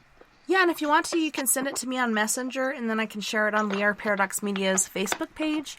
I can't really share anything in the chat room because it won't show up, or if people click on it, it'll take them away from the show. But yeah, definitely send that to me because I want to see it. But I got to send you something too. My husband, his family met this guy, and he said he was from an alien race, and he hitchhiked with them on their bus, and he carved these hieroglyphics into the bus wall. And he actually went out there almost a year ago and took pictures of it and sent it to me. So I'll send that to you to see if you recognize it. But to me, it was like, wow, like, what the hell is that? And I do think that perhaps we were originally Martians, like we're originally on Mars and we had a nuclear war. I think that's where that big fissure in the planet happened. There are bodies of water that have been found, and there's high levels of radiation. Not just what the sun gives out, but like there was a nuclear war there, and that's why we're on Earth now. I don't know. I'm pretty sure we are actually aliens on this planet. We're the most alien thing here. We think octopi and stuff like that are alien. We're the aliens. That could very well be. I just sent that in Messenger, by the way. I just saw it pop up. Oh my God! So check this out. It's wild. It is wild. But yeah. Holy shnikes. So For those who aren't looking at what we're looking at, there's a That's the Star of Bethlehem, David. right? David, yeah. Yep. Yeah, there's a cross on there too. God. Look at those. Oh my goodness. So now here's what is alarming. He couldn't have done that to himself. You cannot do that to yourself. So I've had more pictures they gave to me, and there's also a Polaroid video of this taking place in real time. Seriously. Like, yes, this is actually happening on camera. Yes, that's what he claims, and I'm getting that because I'm still working with him. But once I get that, can you imagine putting that in a lecture? You know, I mean, it's pretty intense. So, but what we need to do is analyze these because if these are actually religious amulets, like the Star of David, number one, that would mean that these entities are employing them for reasons that are alien to us. No pun intended. Like, they're not doing this for the reasons we think they are. Like when I go into a haunted house and there are people that have crucifixes and Stars of David, they're doing that to ward off these very entities. Now, if that's the case, why are these very entities using these amulets themselves? Does that make sense? Like, we're missing something here. Yeah. We don't have the full story, the full effect. We're missing something. Yeah, majorly. So, yeah, so I can't wait for everybody to see it because then they'll be able to give context to our conversation here. Yeah, but I just shared it on We Are Paradox Media's Facebook page. If you guys are listening, head on over there, and you can see this picture. Like, oh my gosh, this is, like, my mind, once again, is blown completely off my shoulders. Like, this is insane. Yeah, it's a very, it's a fascinating subject, but I can't stress it enough. We're missing something. I'm about to go like your page. We're missing something, and it's not just something that's trivial. This is something that is incredible, and it's much needed because if we miss it more, like if we get lost in the darkness, these things can eclipse us. We won't ever understand what they're doing. Yeah. So we really have to investigate this stuff. They'll see us before we see them over there. Yeah. That's true. These are the soul hunters, though, guys. This is what I'm referring to. So are the soul hunters like the Watchers, or are these two completely different things? They're the same. They're the one and the same. Oh my god. They're necromancers. Oh my goodness. Yeah. It's a remarkable concept. But the Watchers, they're necromancers. They're pulling souls out of bodies. And that's what they did with this gentleman. So again, it's not just the body that they're taking. These soul hunters are taking the soul. They're taking consciousness. You still getting tripped out over there looking at it? I'm just trying to process this. Yeah. I'm not looking at it anywhere. I'm looking at this the screen for the next song set, but I'm just like trying to process this because, oh my gosh, like, it was not even so deep that it made him bleed. It was just deep enough to have these signatures, or what do they call them? Amulets and symbols. Amulets and such, yeah. On his body. He's not bleeding. It's not that deep. Right. It's meant to share a message, I think. Right. How do we figure it out? Exactly right. There's a mystery here to solve. There is, and I've been working on that for a while and getting through, what kind of amulets. I mean, have you found amulets. anything like that? Like anything that? Oh no. My god! And I haven't been able to find anybody else who has had this either. What about people that in Egypt, like all the time, they're unveiling new realms of people buried, different tombs, so on and so forth, different stories behind these different people. I remember the last one I saw, there was 2 females in one hole, and these are shafts. These aren't even graves. These are shafts where they threw the bones and buried them. Next shaft, there was like 3 or 4 children of different ages and different sexes, and they're like, man, what happened? I think there was some sort of plague or something that happened during this person's time. And this was one of the most recent diggings that they did. And then they found another freaking tomb. Like, we're constantly finding things and more information, more scripts, more things that are teaching us. But the way that they're able to look at it and decipher it, I wonder if you can get a hold of somebody like that and figure out what these say. I've been looking for someone like that, and I've been looking for, like, even just in my own field, a parapsychologist who's experienced this phenomenon. I know Michael Lynch has experienced some of this, which is one of my mentors. But Lynch said that his case study, the individual had subdermal scratching, so it wasn't like it was coming through the skin, like it's not being placed on it. Yeah. Yeah. You're gonna do like a shot or something hang. after this. Yeah, I can't hang. Thank you for tuning in tonight. That's the intro. No. But I mean, what kind of entity so can weird. do that? That is intense. Seriously. On that note, we do have to go to our second musical break. On this break, we have prime example. Roy Washington, our musical host, is a member of this band. And this song is called Power Play. Then we have Gravity from Krakow, Poland with My Last Goodbye. We also have Dan Medina, who was originally a member of Gravity from Krakow, Poland, but now he's gone off on his own, kind of like Justin Timberlake. And his song is I Won't Let You Go. And then we have Fred Johnson the Toid. He's one of my favorites. Man, if I could ever meet a musician, I'd love to meet this guy. With After Dark, you guys don't go anywhere. We'll be right back after this musical break.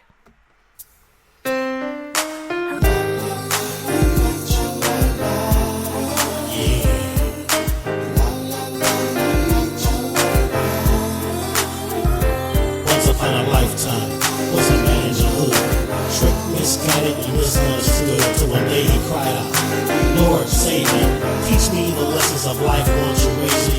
Because I tried everything under my hat, and I found all my plans were tears in the white. I need a hero, a real life, a camaraderie, to step in, receive me, and deliver a power play. Something to raise my head from the dust. It's the must. I find someone in whom I can trust. I must grow in knowledge, live what I learn. I'm so glad to meet you, yo, my name is Vernon. Lead me any way that you're willing, and I'll share. I need your power play.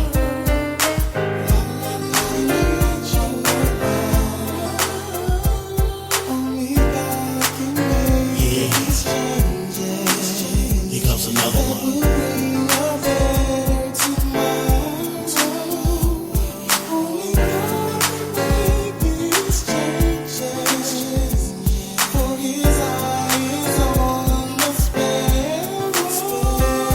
It's so good to be clothed in your right mind. Dreams to the front and all past behind. Memories of things you did so absurd. Came to the curb, now heard was the word. Cause often we're low now, problems can grind us, but with power from God, yo, we all stay victorious. Listen to the seed, the knowledge, and digest the rhythm, because a trooper like Jay keeps it righteous, and express a prime example of a vocalist, adjust your bubble. Leroy D is like dangerous trouble. Trouble if you want it, peace if you with it. Never foreknown of a man who can stand it, but so irrelevant. So kick it in if you will, Lord, and I'll shield. I need your power play.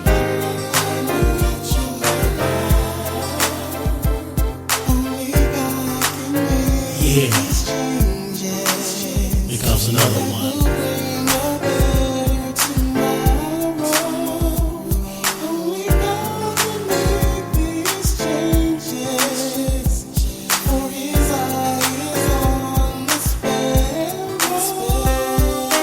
Power for living, power for expressing, power for the knowledge, and now you're not guessing. When power meets the darkness, the devil's got you go.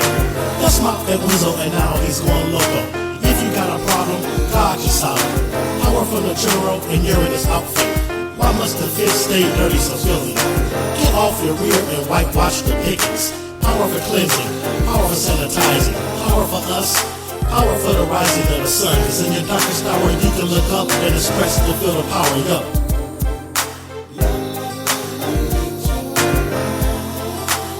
I need your power play.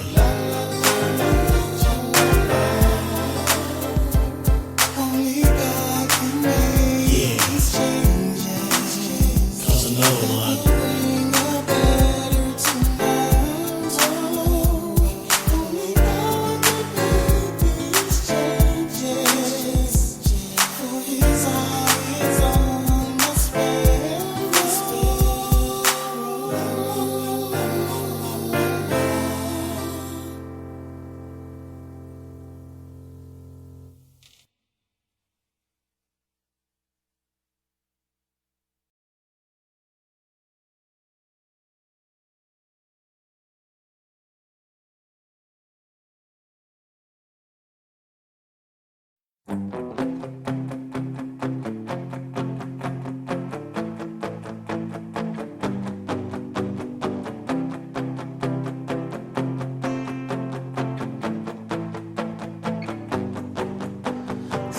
come being said.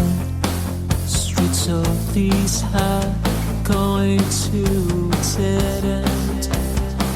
Listening to waves on windy days. Standing by the wall, making sense of it all. So alone in the dark, all alone in the dark. All alone in the dark, you're alone in the dark. 'Cause I won't let you go. You're so far away, always with my soul. I won't let you go. Oh, you're so far away, always with me in my soul. Yeah, yeah. Looking for a reason, not a lead. Mystified, lives inside a world selling us all. Oh, she's alone in the dark, all alone in the dark, all alone in the dark, so alone in the dark. 'Cause I won't let you go. I won't let you go. You're so far away, always with me in my soul. Yeah, yeah. And I won't let you go.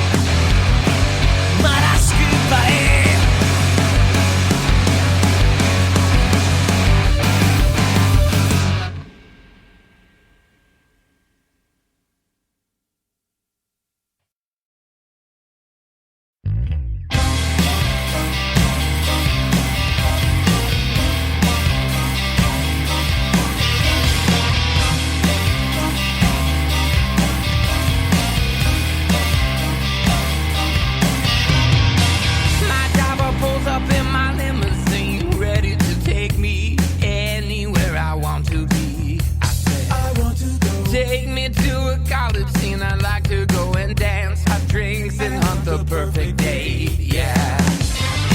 Living at the dark, I search lonely streets to find hidden shadows in the dark. It doesn't matter what I say. Secret homicides arranged in a series of pursuits.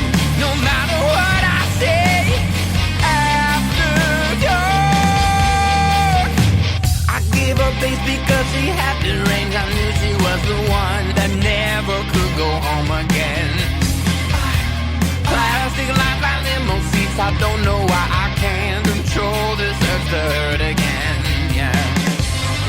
Living at the dark, I search lonely streets to find hidden shadows in the dark.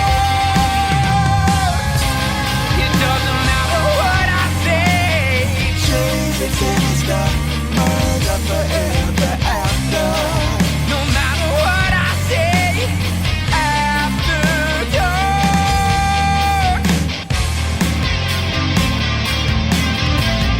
Feeling ran to fragmented feel. In hiding place with days of December. Concerning works or meshed in the image.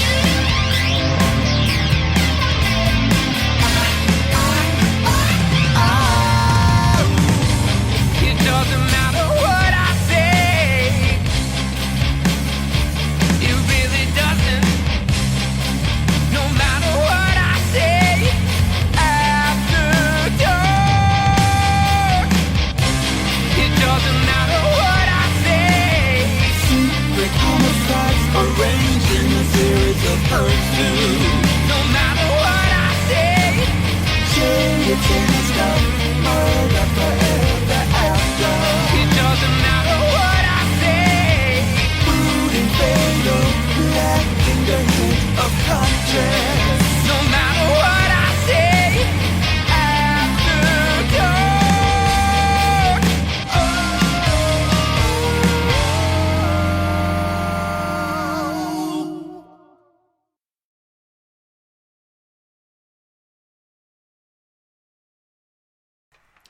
Welcome back, and thank you so much for joining us tonight on We Are Paradox Media's Late Night in the Rockies. Tonight we are so freaking blessed to have Mr. Nathaniel Gillis in.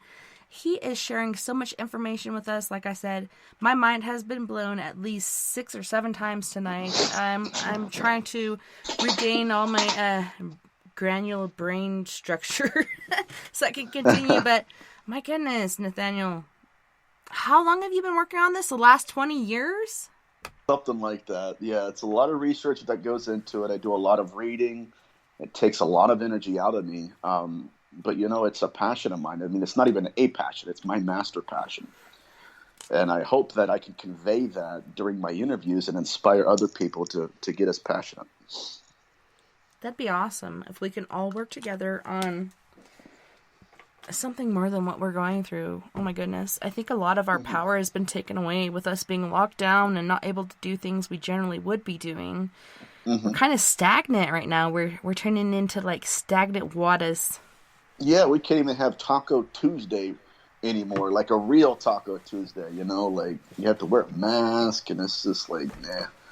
But yeah, so, you know, this hopefully this year they'll have all of the vaccines available if people are wanting to take them.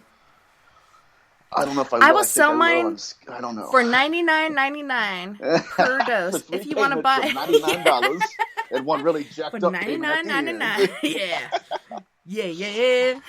Oh, I will my sell you goodness. mine because I ain't taking it. I'm yeah, going to observe, watch what's happening. Yeah, I'm pretty much on the fence about it myself. Yeah, so me we'll too. see. I think I'm gonna wait for like herd immunity and then go from there. But yeah, I'm good. I'm all good. My daughter went today. Actually, it was yesterday. She went and got her vaccination, her first one, and I'm just like, oh my goodness, oh my gourd. I Oh, don't know yeah. what's gonna happen. Like, she's taking the first one. Is she gonna take a second one? I'm not even sure which one she's taken. I'm gonna have to text her and ask, which shot did you get? She probably doesn't even know. It freaks me out because, I believe in the scientific method, scientists sharing information with each other, coming to a certain conclusion, not a hypothesis, but a conclusion. It's too soon for that. Like, we're in this pandemic or epidemic, whatever the hell you want to call it, and they're just like, here, take this. We don't know. Okay, some people have adverse effects at first. How do we know what the effects are going to be in the long run to our genetic stimuli? You know what I mean? I don't trust it. Absolutely. I don't trust it yet. I'm just, Me neither. like I said, I'm on the fence with it, and I'm going to see how it plays out. But High five. So, I'm sorry. I said high five. High five. There we go. So, in this segment, I wanted to dive deeper into the UFO abduction phenomenon, and I wanted to explain it through the lens of our ancient ancestors. So, the way our ancestors interpreted the UFO abduction phenomenon was as if it was the afterlife. And so they considered these entities to be their ancestors that had died. And so what they would do in order to remember their ancestors is, let's say they had a person that died in their family, they would bury them underneath their house, and then they would create an image of their family member that died, and the consciousness of that deceased individual would possess the image as a means of having an existence in this world. Now, the image that they possessed were metal.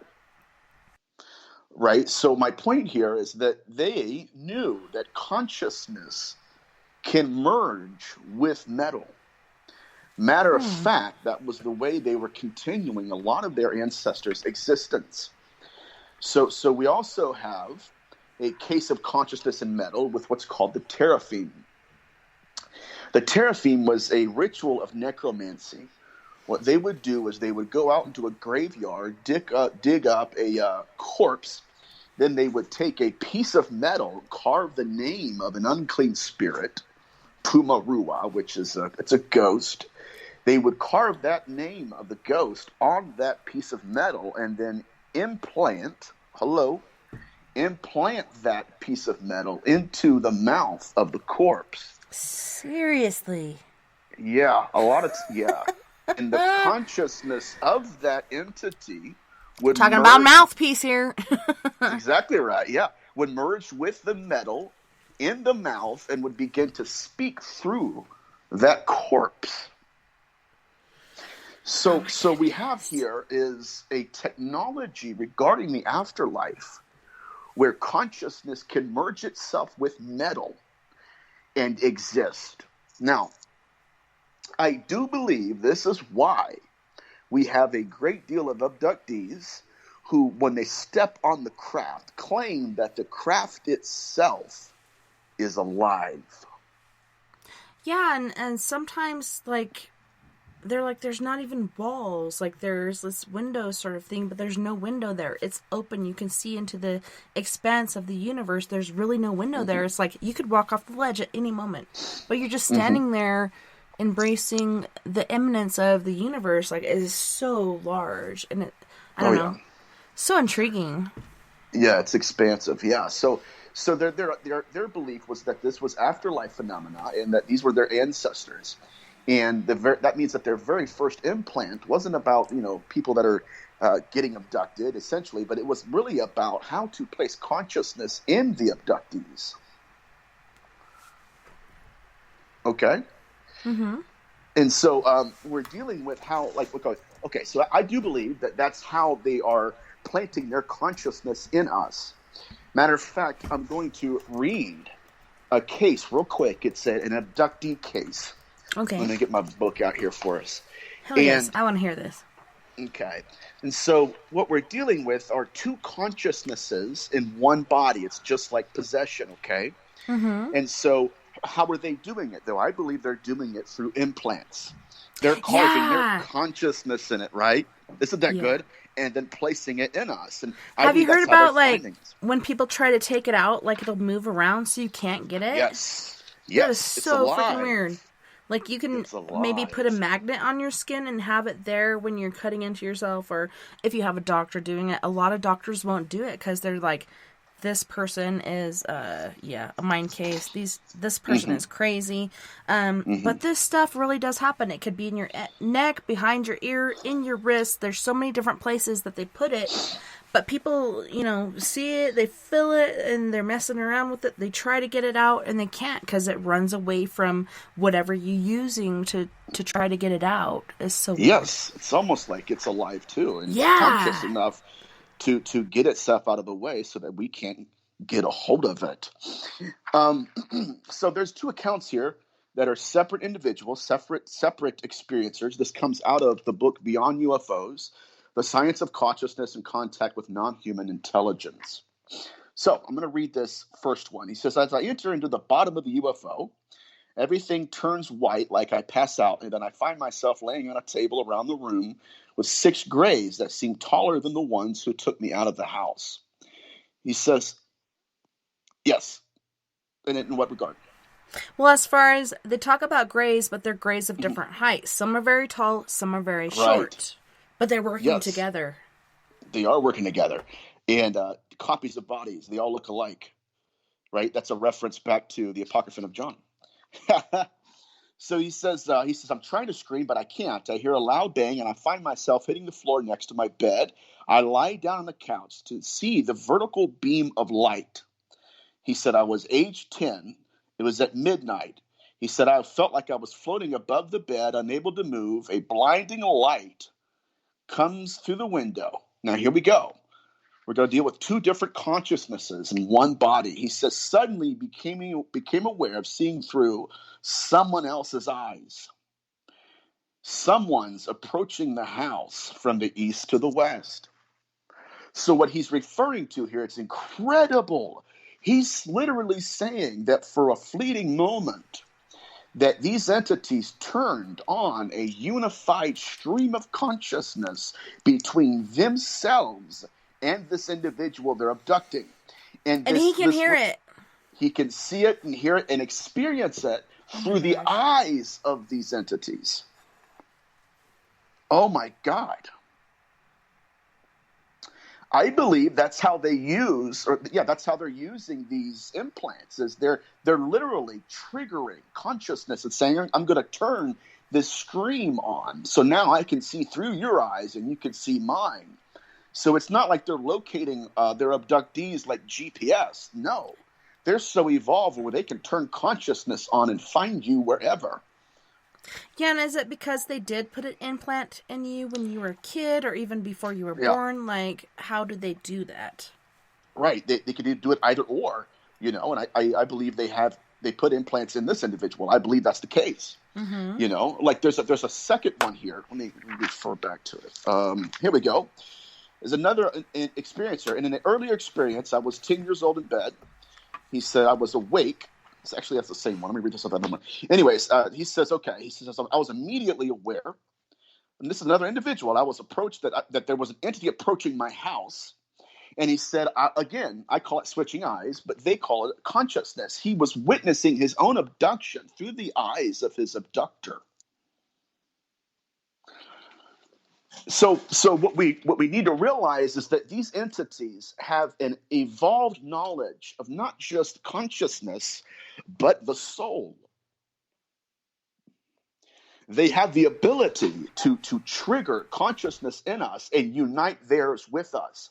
Now, in history, in biblical antiquity especially, we would have called that possession. But this is abduction, right? So what's really going on here? And I'll stop rambling.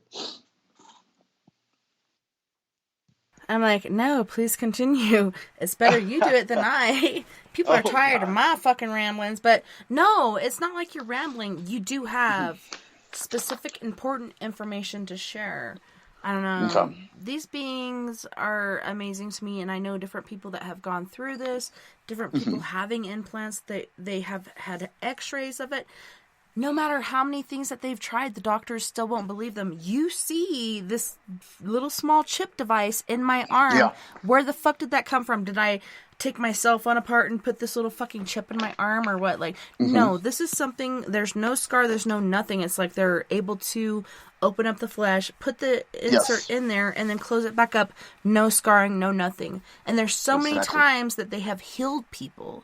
I've heard of people talking about different colored orbs, not ghost orbs, but alien orbs. I've seen one that looked yellow, orange, and red. So it's basically like a molten fire inside of this orb.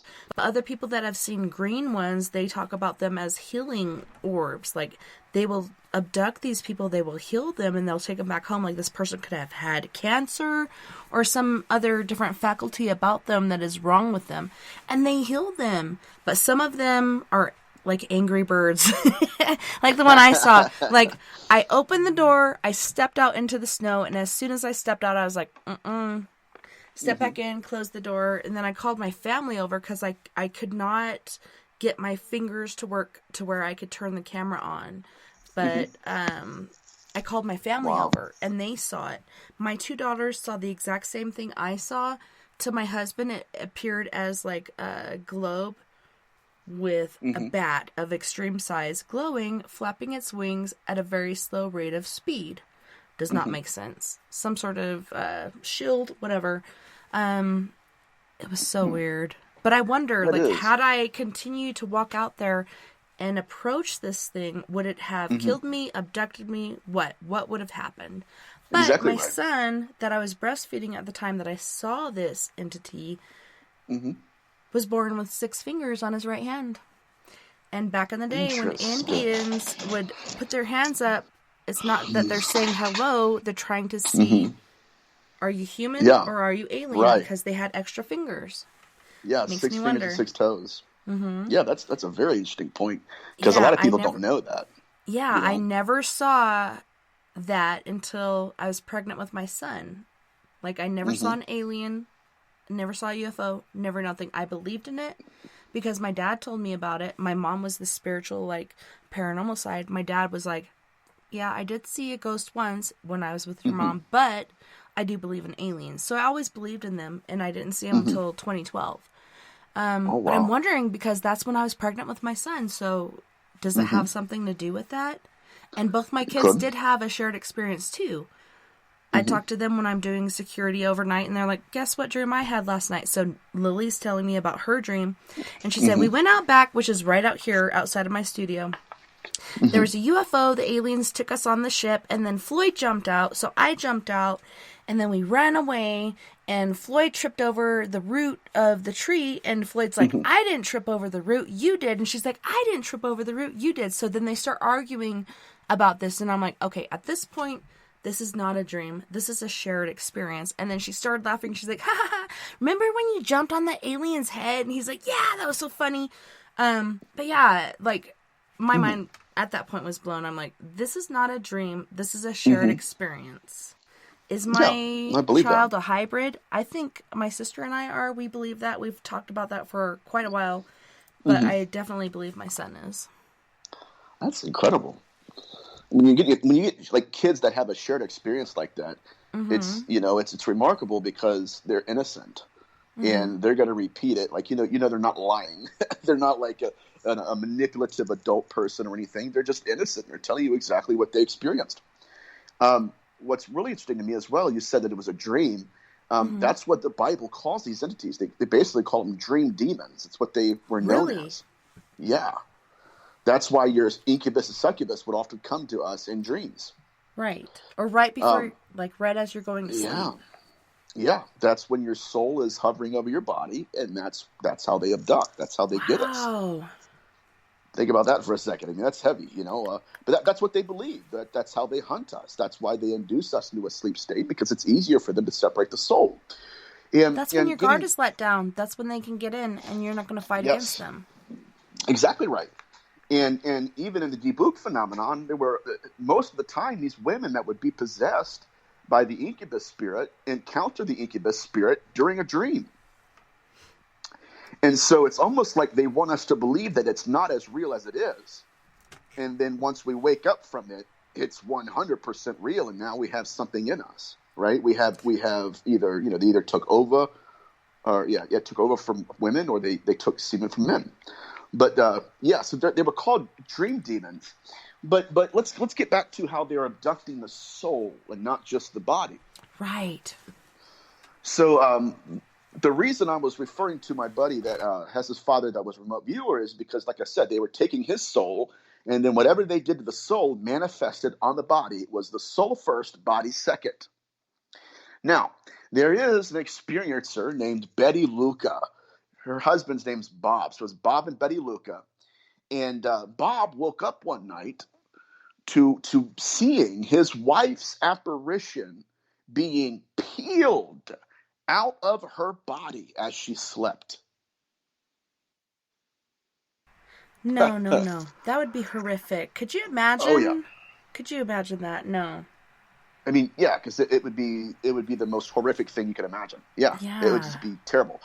He said that they peeled her soul out of her body, and then she went flying through the window. So what's interesting about this is that Betty Luca was conscious during this abduction. She remembered being pulled out of her body. She remembered everything she experienced. And when she got back into her body, guess what happened?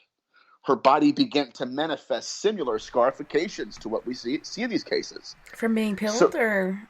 No, from what they did to her soul. Oh. Okay. So you see how this links to the remote viewer? Mm-hmm.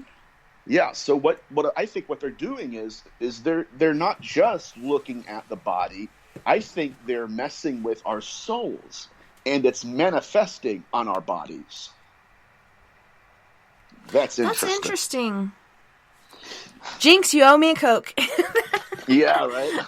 I'm drinking water right now. Well, it is interesting because I think it was last night, or could have been last weekend. I don't know. It just all kind of accumulates in my mind. But we're talking about birthmarks. There we go. Birthmarks, and all my kids were born with what they call stork bites. So my first daughter had stork bites on her eye and one in between her eyes. My second daughter it was a perfect shape of a rooster. My son was born with a dragon, and he was the year of the dragon. And then Lily was born with a little check mark. My husband, Vern, says it's a V. That means I approved. And I'm like, whatever. I'm thinking because it's not only on the front of their head, but on the back. Like, this could be from a past life, like how we were killed. We could have been a part of a tribe and we were killed this way. Or is this a marking from something else? I don't know. But you're right on top of it. Brilliant. That's brilliant. That's incredible, because that's right where I was going. Thank you. Thank you. Yeah. That actually made sense this time. Oh, no, you make perfect sense. That's incredible, because that's right where my research is. So going with the concept that whatever happens to the soul happens to the body. Soul first, body second. Then we go into Ian Stevenson's work with reincarnation and past lives, where, just like you said, we have people who say they died at a young age or something, and they say that the reason I have this birthmark is because that's where I was wounded, or that's where I got killed from. That was the wound that killed me, but it manifested on their body. So it happened to the soul first, body second. Incredible. So what we need to be doing as researchers is looking at the UFO abduction phenomenon as the harvesting and investigating of our consciousness and souls. We've been making it purely about our bodies. That's not the case. I think they're studying our consciousness, and I also believe the reason they're merging seeds in terms of a hybrid is I believe they're going to see that they're going to see if they can have consciousness just like we do. And a lot of people believe, like, we're one and done. We only have one life. I don't believe that. I believe, we repeat our life until we learn the lessons that we're meant to learn. I think that's why a lot of us have knowledge bestowed upon us even before we should have it. Like, as a kid, I had so much knowledge, and I'm seeking out religion and all these different variations. And when I was in the military, oh my gosh, like, that was perfect for me because I had every religion at my fingertips. So I can go to the Catholic Church, I can go to whatever church, like I'd been a member of the Mormon Church, and other churches in the past, Baptist. You know, make sure you don't dance because then you're going to get in trouble. But I mean, it's so amazing to me. I think we all have a little portion of the truth. Everybody wants to be original. Everybody wants to be number one. But if we just all work together and accumulated our information, we could get so much further than we are with our human egos. The human ego is keeping us from finding the answers that we need to find. I don't know. That's insane. Oh, yeah. Yeah, the ego is it's also destroying the field. Igor. We have a lot of people... Devo. Devo. Whip it good. Yeah, I mean, it's such an interesting topic, but you're right. This has to be understood for what the data sample is and not for the dogma. What it appears we have is a life form that's using us to self-replicate, but it's also studying our souls. And here's what's really alarming to me as of late. It had the ability to peel Betty Luca's soul out of her body while keeping her body alive. Ew.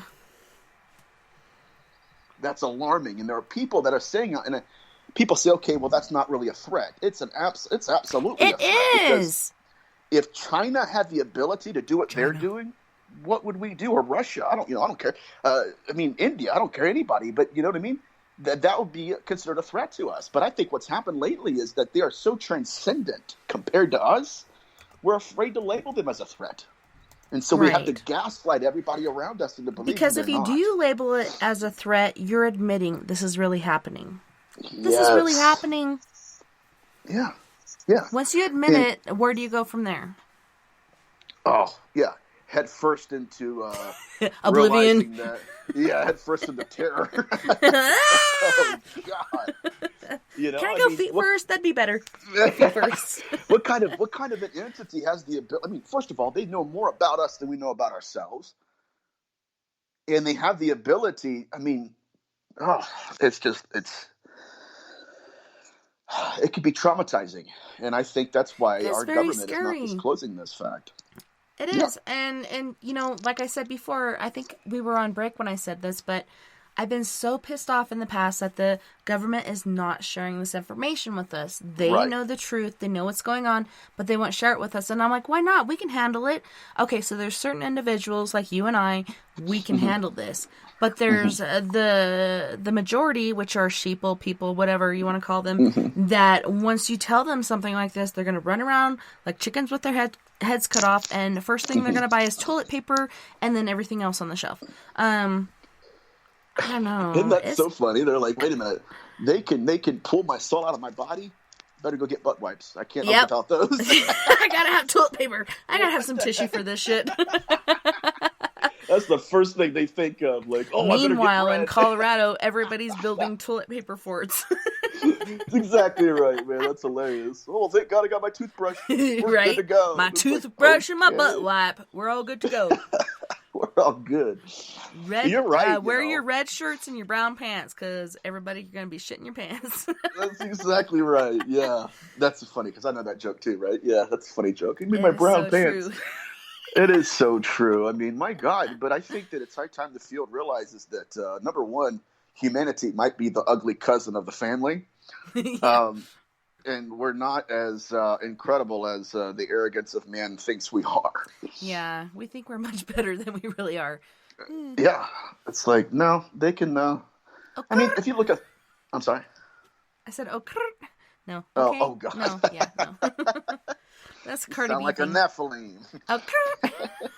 That's that buzzing Nephilim. No, that's where giants came from, okay? Angels and humans spawn. Yes. Yeah, so... You know, I mean, as far as the threat goes, I mean, there's the question, okay, well, yeah, they do perform healings. Well, yeah, that's fine. But they're not, you know, yeah, they can. But the issue is, and this is what Luis Elizondo says, you know, they could perform healings all they want to. But the fact is they're invading our reality without our permission, sometimes, most of the time, without our knowledge. Yeah. And anybody who has that power should be treated as a threat, even though, I'm not saying go to war. Obviously, what I'm saying is we need to investigate them as if we're on guard. Right. Because be if prepared and have your shield up. Yeah. And, I really do agree with you that there's a reason they're not saying they're a threat. I think it's because they don't want to admit it. If they did, you'd have a lot of people who are freaking out. Gosh, could you Gotta get- imagine? Oh, yeah. There would be a mental health crisis immediately. Right? Immediately. Oh, yeah. I mean, there would be a lot of people that would lose their minds. Religion would be in shambles. I mean, okay, that reminds me. So right now, the number one abductee in the world, or the most famous, is he's having experiences. And I believe his experiences are real. But he had a virgin, like a Virgin Mary appear to him, like a Mother Mary, a lady in white appear to him. And tell him that Amen-Ra is God. Okay. No. Now, right? Now, if we're I ain't going to buying believe what... My there gut we says go. no. Thank you. Thank you. And I'm not discrediting the event. I'm sure it happened. But just because it happened doesn't mean it was true. Does it make sense? Like, I believe come on now. You honestly believe the Virgin Mary, who birthed the Son of God from her womb, is going to come out and say, oh, by the way, Amen-Ra, who I didn't believe in, and when I was a lot in life, So what are we dealing with here? Again, like it's Ezekiel. No, like we have to have discernment. Like Ezekiel 13 calls them false prophets for a reason. Yes. It's so scary too, because there's so many people that say they're prophets and they do so many things to dement our minds, to make us try to believe that they are prophets. I do believe that man gets messages. All of us do. At one certain time or another, we get messages from the other world, the other realm. I do believe that is, spiritual beings or somebody communicating with us, telling us things. There's certain things that we do need to know. And discernment, that is a gift given to us, bestowed upon us by God. Just like the light of Christ that lives within us. Like my big brother, Jesus, I love him to death. And he's so sexy. Oh my God, this guy. But anyways, like he did so many miraculous, amazing things. And still today, people don't believe that he existed. They just think he was another man. I believe he was the Son of God, whoever God is. Like, that is still a question to all of us every day. We may have faith in things, we may believe in things, but what do we really know? Who in reality is he? And I don't know about you, but did you witness the second Bethlehem star, like where all these planets aligned and recreated the Bethlehem star, and then everybody's talking about Jesus' second coming, which I think he's been here for a while. Joan Osborne sang that song, What If God Was One of Us? Like, I think he has been walking among us and checking us out and seeing what we're going through, seeing what we're doing, how mankind really is, just to interpret, like, how they should or when they should come to the end of us. I don't know. I've been seeing signs for a long time, and I don't know if you have, but I do believe that the second coming is coming. I do believe the end of the world is coming. I can just feel it and see it everywhere. And I sound, like when I say that, I sound really crazy to myself, but I do truly believe that we are in the end of times. And that's one of the things we've been talking about since the beginning of time, the end of time and kids these days. But I do truly believe that we are in the end times. I don't know about you, how you feel about that, but I do. I believe that absolutely. Before I got into this field, I studied eschatology too. So it wasn't just theology, it was eschatology, which is the study of the end times. And what's really chilling about that study is that when we speak about the Antichrist, we're not talking about something that's anti-Christ. It's the actual wording means that it's a replacement of him. So it's going to be something that people would think it is Christ. And that's why Paul says if it were possible, they would deceive the very elect. And that's why I'm looking at this phenomenon as these apparitions that are appearing to abductees, right? Yeah, the very elect. Yeah. So I'm looking at this thinking, okay, the message is not the miracle, right? Like we're not, just because it's real, the manifestation's real, doesn't mean the message is. Right. That's how they're trying to deceive us. It's incredible. Matter of fact, to go further with that, like in the Bible, they have what's called leprosy, But leprosy is not what we have today. Like, it's not Hansen's disease of modernity. Their disease of leprosy in the Bible was a spiritual, again, we're getting back to abduction, was a spiritual condition first. And then it manifested on the body. And they said that it wasn't just the spirit first and the body second, but they believed that leprosy came upon a person when they got in contact with these false prophets. Ooh, radiation. All of it, sis, right? All of it. Yeah, you get sick, you get these sores, you get these oozing, pussing sores from being around radiation. To me, it makes so much sense right now. I never thought of that before. Scoop marks, all kinds of different skin conditions.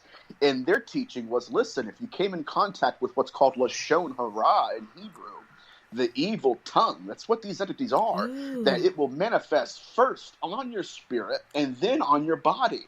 And so then they would say, you're unclean. This is I'm getting passionate. Yeah. Here's a napkin for you. Incredible. Yeah, Jason, radiation burns, man. Radiation burns. Yeah, So indeed. They noticed this in their purity laws, and they said, okay, you're going to be unclean for 7 days. Now, again, we're dealing with disincarnate entities that are Tumarua, right? I'm not getting too passionate, am I? No, I'm just like, oh my god. I'm using my hand gestures to just try to get through this shit. It makes total sense. And I never thought about that before. Yeah. Radiation burns, like Jason was saying, and I said that before he said that. Radiation causes these certain pussy sores and stuff like that to happen. 7 fucking days. Is that how long it takes it to go through your system? We don't know. We don't know, because what they were deemed unclean. So their uncleanness, their and if you're tuma. close with somebody else, you're going to share that radiation, and they're going to get it too. Yes. Oh my god. Now check this out. This is getting deeper, okay? They believe that leprosy would infect a house and affect their clothes. Mm-hmm. It does. So they would have to, they would go in and they would have to cleanse their house and cleanse their clothes and all of these different things that really line up with exactly what it was. What was it? Well, these people came in contact with these false prophets, these soul hunters, and because of that, they begin to have a skin condition. It could be excuse me, it could be radiation burns, or it could be scoop marks. Whatever it was, we know that they were unclean. And so that was a way that they said, okay, you've been in contact with these entities.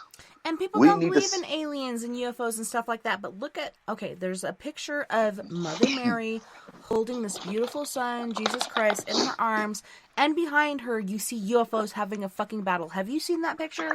Like, there was actual UFO battles going on during this time of plague and such. Like, totally makes so much sense. If there was wreckage from the battle, so on and so forth, and people went to check it out, they would get radiation poisoning and sores and share that with their household. That's incredible. When I found that out, man, I was like, oh my God, it made so much sense. So here's what they considered that disease to be. They considered it to be unclean, and so what the way to treat them was they would go and inspect these people, and they would look at the sores, and they would look at the skin conditions and see if their skin conditions was healing. I mean, my God, this UFO abduction phenomenon through and through. But see, a lot of people, though, they're stuck in the dogma of the Holy Writ, and they don't understand that it's a historical document too. Mm-hmm. And so this is the data sample. People do. They get stuck in their faith. They get stuck in certain things. This is this, and that's all it can be. Like, open your mind and observe what's going on. Look at this artwork. Like, where did that come from? People are not making this up. People back in the day drew and wrote what they were seeing in front of them. You see the Mother Mary and Jesus Christ. You see the battle going on behind them. You see all the structures and shit. Like, this shit really happened. This shit was recorded. It's been going on since the beginning of time. Yes. And I would have to differ from researchers like David Jacobs, in the sense that Jacobs believes that these entities have only been abducting us since like the 30s, or maybe that. Seriously, yeah, give me a break. Yeah, and I'm thinking, well, he's not like, I don't know, a Hebrew scholar or a Near East scholar, so obviously he wouldn't have access or knowledge of these ancient texts. But, that's why I'm a demonologist, and that's what I'm hoping to contribute to my field. But guys, they're still doing it. They've always been doing it. And we've been... They will continue to do it. Yeah. And we misunderstood it throughout history. Oh my goodness. So, when you did go and do your schooling for demonology, did you get an actual certificate that you can hang on your wall and say, hey, check this shit out? No? No, they teach systematic demonology. So most of your demonology classes, which, by the way, you can't get a degree in demonology. I know, or parapsychology. Folklore. Yeah. Folklore. This is just fictional. Even mythology, I believe, is real. I believe that these certain entities did exist at one time. They could still exist. I believe it was real. And they're like, no, this is folklore or mythology, or this is not real. I believe it was. Of course it is. Matter of fact, there's an Egyptologist, one of my favorite. His name is Henry Frankfurt. And he comes out, he wrote a book. I forget what it was. It's an old book. But anyways, he talks about what's called mythopoeic literature. And he says that basically ancient civilizations would carry on their personal beliefs and personal experiences through myths and poetry. And he said that's the only reason some of these ancient languages aren't dead. They're still alive, and they're not forgotten. He said that's why, is because they created myth and folklore around it. So obviously this is real stuff, just like UFO abduction is. Is that folklore, or is that human experience? I think it is, but I don't think everybody can wrap their minds around it. So many people are just like, I don't want to think about it. I don't want to believe in it. I have my everyday life to live. That's what I'm going to do. I don't really fucking care. So people don't really look into it, but there's people like us that experience this and go through these different things. Chonies, you can't be on here. I already told you. Get out of here, Chonies. Only show. It can't see me. Once you come over here, they can. Get out. Go on, meow. Go on about your business. My head. Dobie the house elf. Come on. Once I gave you clothes, you'll be free. Come on. I'm not. All right. I'm sorry. Continue. You're good. Sounds cool. Sounds really cool. It's like I contacted a parapsychologist who basically didn't want to talk to me. Treated me like I was a piece of trash. I've never, ever been treated like that before. Okay, you have a knowledge. You know what you've experienced. You've done so much investigation on this as far as educating yourself, reading all these different scripts, so on and so forth. Like, how can somebody else say that this is not real? You're just doing this whole fairy tale, flu, fla, fla, whatever thing. Like, this is reality. He was one of my heroes in the field, and I'm not going to tell you who it is, obviously. But I messaged him one day. I said, you know what? I said, I really enjoy your work. I'm a demonologist, and before I could get half the text out or the message out, immediately, I don't believe in demons. Glad you like my work. You're bothering. What did he say? He said, you're wasting your time talking to me. What the heck? Oh my gosh. It's stuff like that. It brings you down for a little bit, then you come back up because you're on the right path. And a lot of people that are on the right path, the devil, demons, whatever, will come in and try to drag you down because they know you're on key, you're on point, you're where you need to be. They'll try to bring you down no matter what it is that they do. They know how to push your buttons, how to hurt you.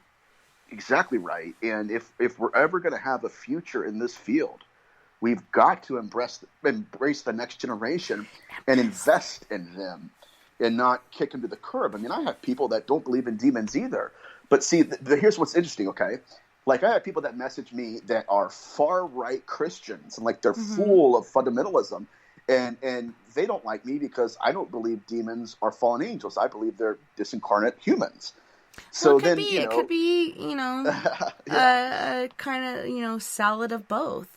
Because where do fallen angels go? What are they doing? I could see some of them trying to work their way back up to heaven, but I could see some of them so discarnate on what happened to them, what God threw them out. Your dad threw you out of the house. You're going to be pissed off. You're going to do whatever you can to get back at him. So I can see that too. But I do know that there are spirits out there that are angry, unhappy, ugly individuals. And they're almost just as bad as demons. Like, they can cause as much harm as demons do. I had one of them on my show last night. Fuck you! So that's exactly what he said. He called me an MFer. I'm thinking, oh my Fuck you, God. motherfucker! I could feel like, the last time he called us all MFers, it was plural. Yeah. And that had a lot of anger to it too. Like, he was pretty Well, pissed. you're calling them out. You're showing all this evidence, and they don't want people to know. They don't want people to be educated about this. They want them to be ignorant and scared. Fear, anger, all these other things they feed upon. That's what they like. They like to cause you're exactly discord and infringement on your life. They want you to separate, divorce, do all these other things. Like, be unhappy, be depressed. Kill yourself. Right. Please kill yourself. Don't do it. Like, that's what they want. And I think it is a battle on our souls, like we were talking about before. It's a war on souls. Like, who can collect the most souls? Yes. Oh, man. These days, it seems like it's going the other way than what we've wanted it to be for a long time. But this is really happening. And people are ignorant to that fact.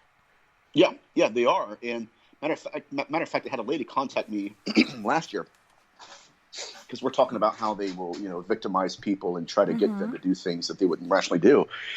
She told me about her mother, who was in a 4th stage of cancer, and she was in the hospital. And she said her mom was in the bed, and she said I was sitting down next to her reading a book. And it was at nighttime. They had a door the door of the bathroom was open, but the light was off. And she said, out from the bathroom, a disembodied voice, even the daughter heard it, said to the mom, "Why don't you just give up? It's your time anyway." Yeah. Just Trying give up. to get- It's your time anyways. Just get it over with. Just do it. Yep. That's Isn't what that they incredible? want. They want That's you to what give they up. want. They want you to crumble. They want you to take your own life. And I believe there is a place in heaven for lost souls that do not see the light at the end of the tunnel, and they do take their own lives. I don't think that everybody that does that goes to hell. I do think there is a special place for tormented souls, but man, they do. They feed upon that. They're just, giving you that energy. Just do it. Just do it. It's your time anyways. Go on. Exactly Ew. right. And just give up. You're going to die anyways. Might as well just stop Do it prolonging now. the process. Yeah. And so her mother and her were able to realize that obviously that was a spiritual attack. And so, she decided, what, I'm not going to give up. And she, she's in remission. Things, worked out for her a lot better than it would have if she just said, what, I'm done with it. I'm going to die anyway, so let's just get it over with. But you're right. That's what they want. Yeah. And you have to ask yourself why. Is it because, they have authority over you because, you listen to them? We don't know that. Well, and I've had, I believe that I have a family curse. I did try to take my life. The 3rd time I tried to take my life and it didn't work, I was like, I'm obviously here for a reason, and I was a teenager at the time, and that's a really hard point. And I think everybody's life is being a teenager. You're going through the hormonal changes, the craziness, nothing seems to make sense. Eventually, you will see the light at the end of the tunnel. You will see the way out, but it's so overwhelming at that point. And even at an older age, like you're talking about this lady, I can imagine how overwhelming that this situation was for her and for these entities to be talking to her like that. It's your time already. Just do it. Come on. You can do it. Just trying to collect those souls. But at that point when I'm saying that, the scientific method, I've always been a really big fan of science. I really love it. They recently discovered that when people die, right there at the base of your skull and your spine, they have recorded a light, an energy that is still there even after your heart stops beating, even after your mind stops racing. There is still a light there, and then eventually it will go away. I think that is our incarnate energy that carries on to the next life, and I do believe that there is something after this life. I do believe that there's something more. We're not just going to be buried in a hole or cremated and nothing more will happen. I believe there is more. And there are more lives. You can repeat it if you have different lessons to learn. If you're a master and you've learned everything, then you will maybe create your own world or something. I don't know. It's pretty intriguing. But I do believe there is more after life, not just death. There's not just this darkness, a void. Right. And I have a friend, Absolutely. Jack Mackerel, who has died repeatedly from heart attacks and shit at least 5 times. And he's like, I never saw anything. I never saw anybody. Nobody ever came for me. There was nothing. But I think there's that point where some of these things are wiped away. Like, you don't remember everything. It's kind of like dreams. I don't remember all my dreams. I know I dream, but I don't remember them all. So I think he did experience something, but he's not meant to remember it. Yeah. Yeah, that's true. Maybe, and I've had that case in my own personal life too, where I've had dreams where I would get a lesson.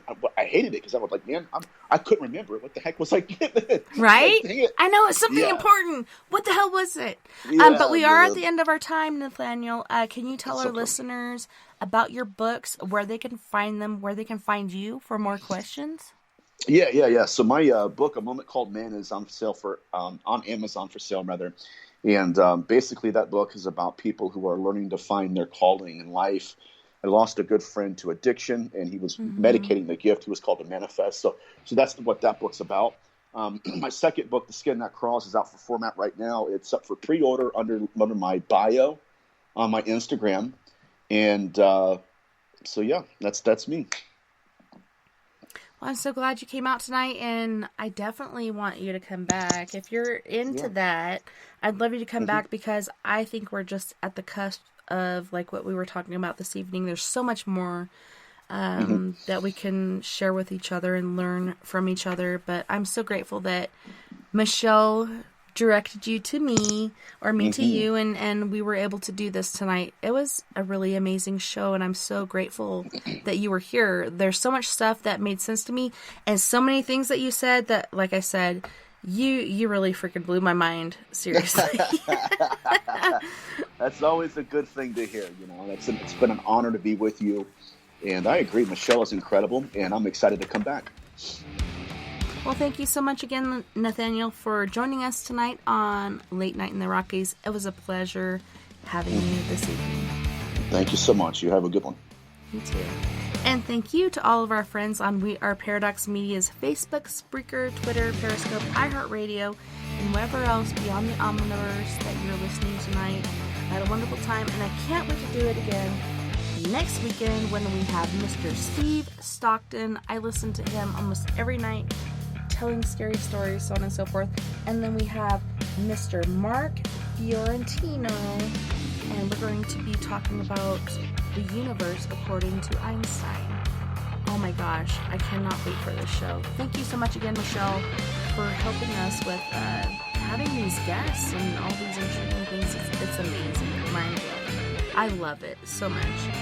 Don't forget, you guys, we are all in this together. Together we can make the world a little better. And together, my friends, we are Paradox Media, because without you, there is no us. If you would like to join us on Skype, you can go to the after party. Look me up at tessa.n.thomas30, or give us a jingle jangle on your phone, 970-335-9596. That's 970-335-9596. Until next time, nighty night, love and light to all of my friends out there. You guys take care of my news, and I hope to see you back here next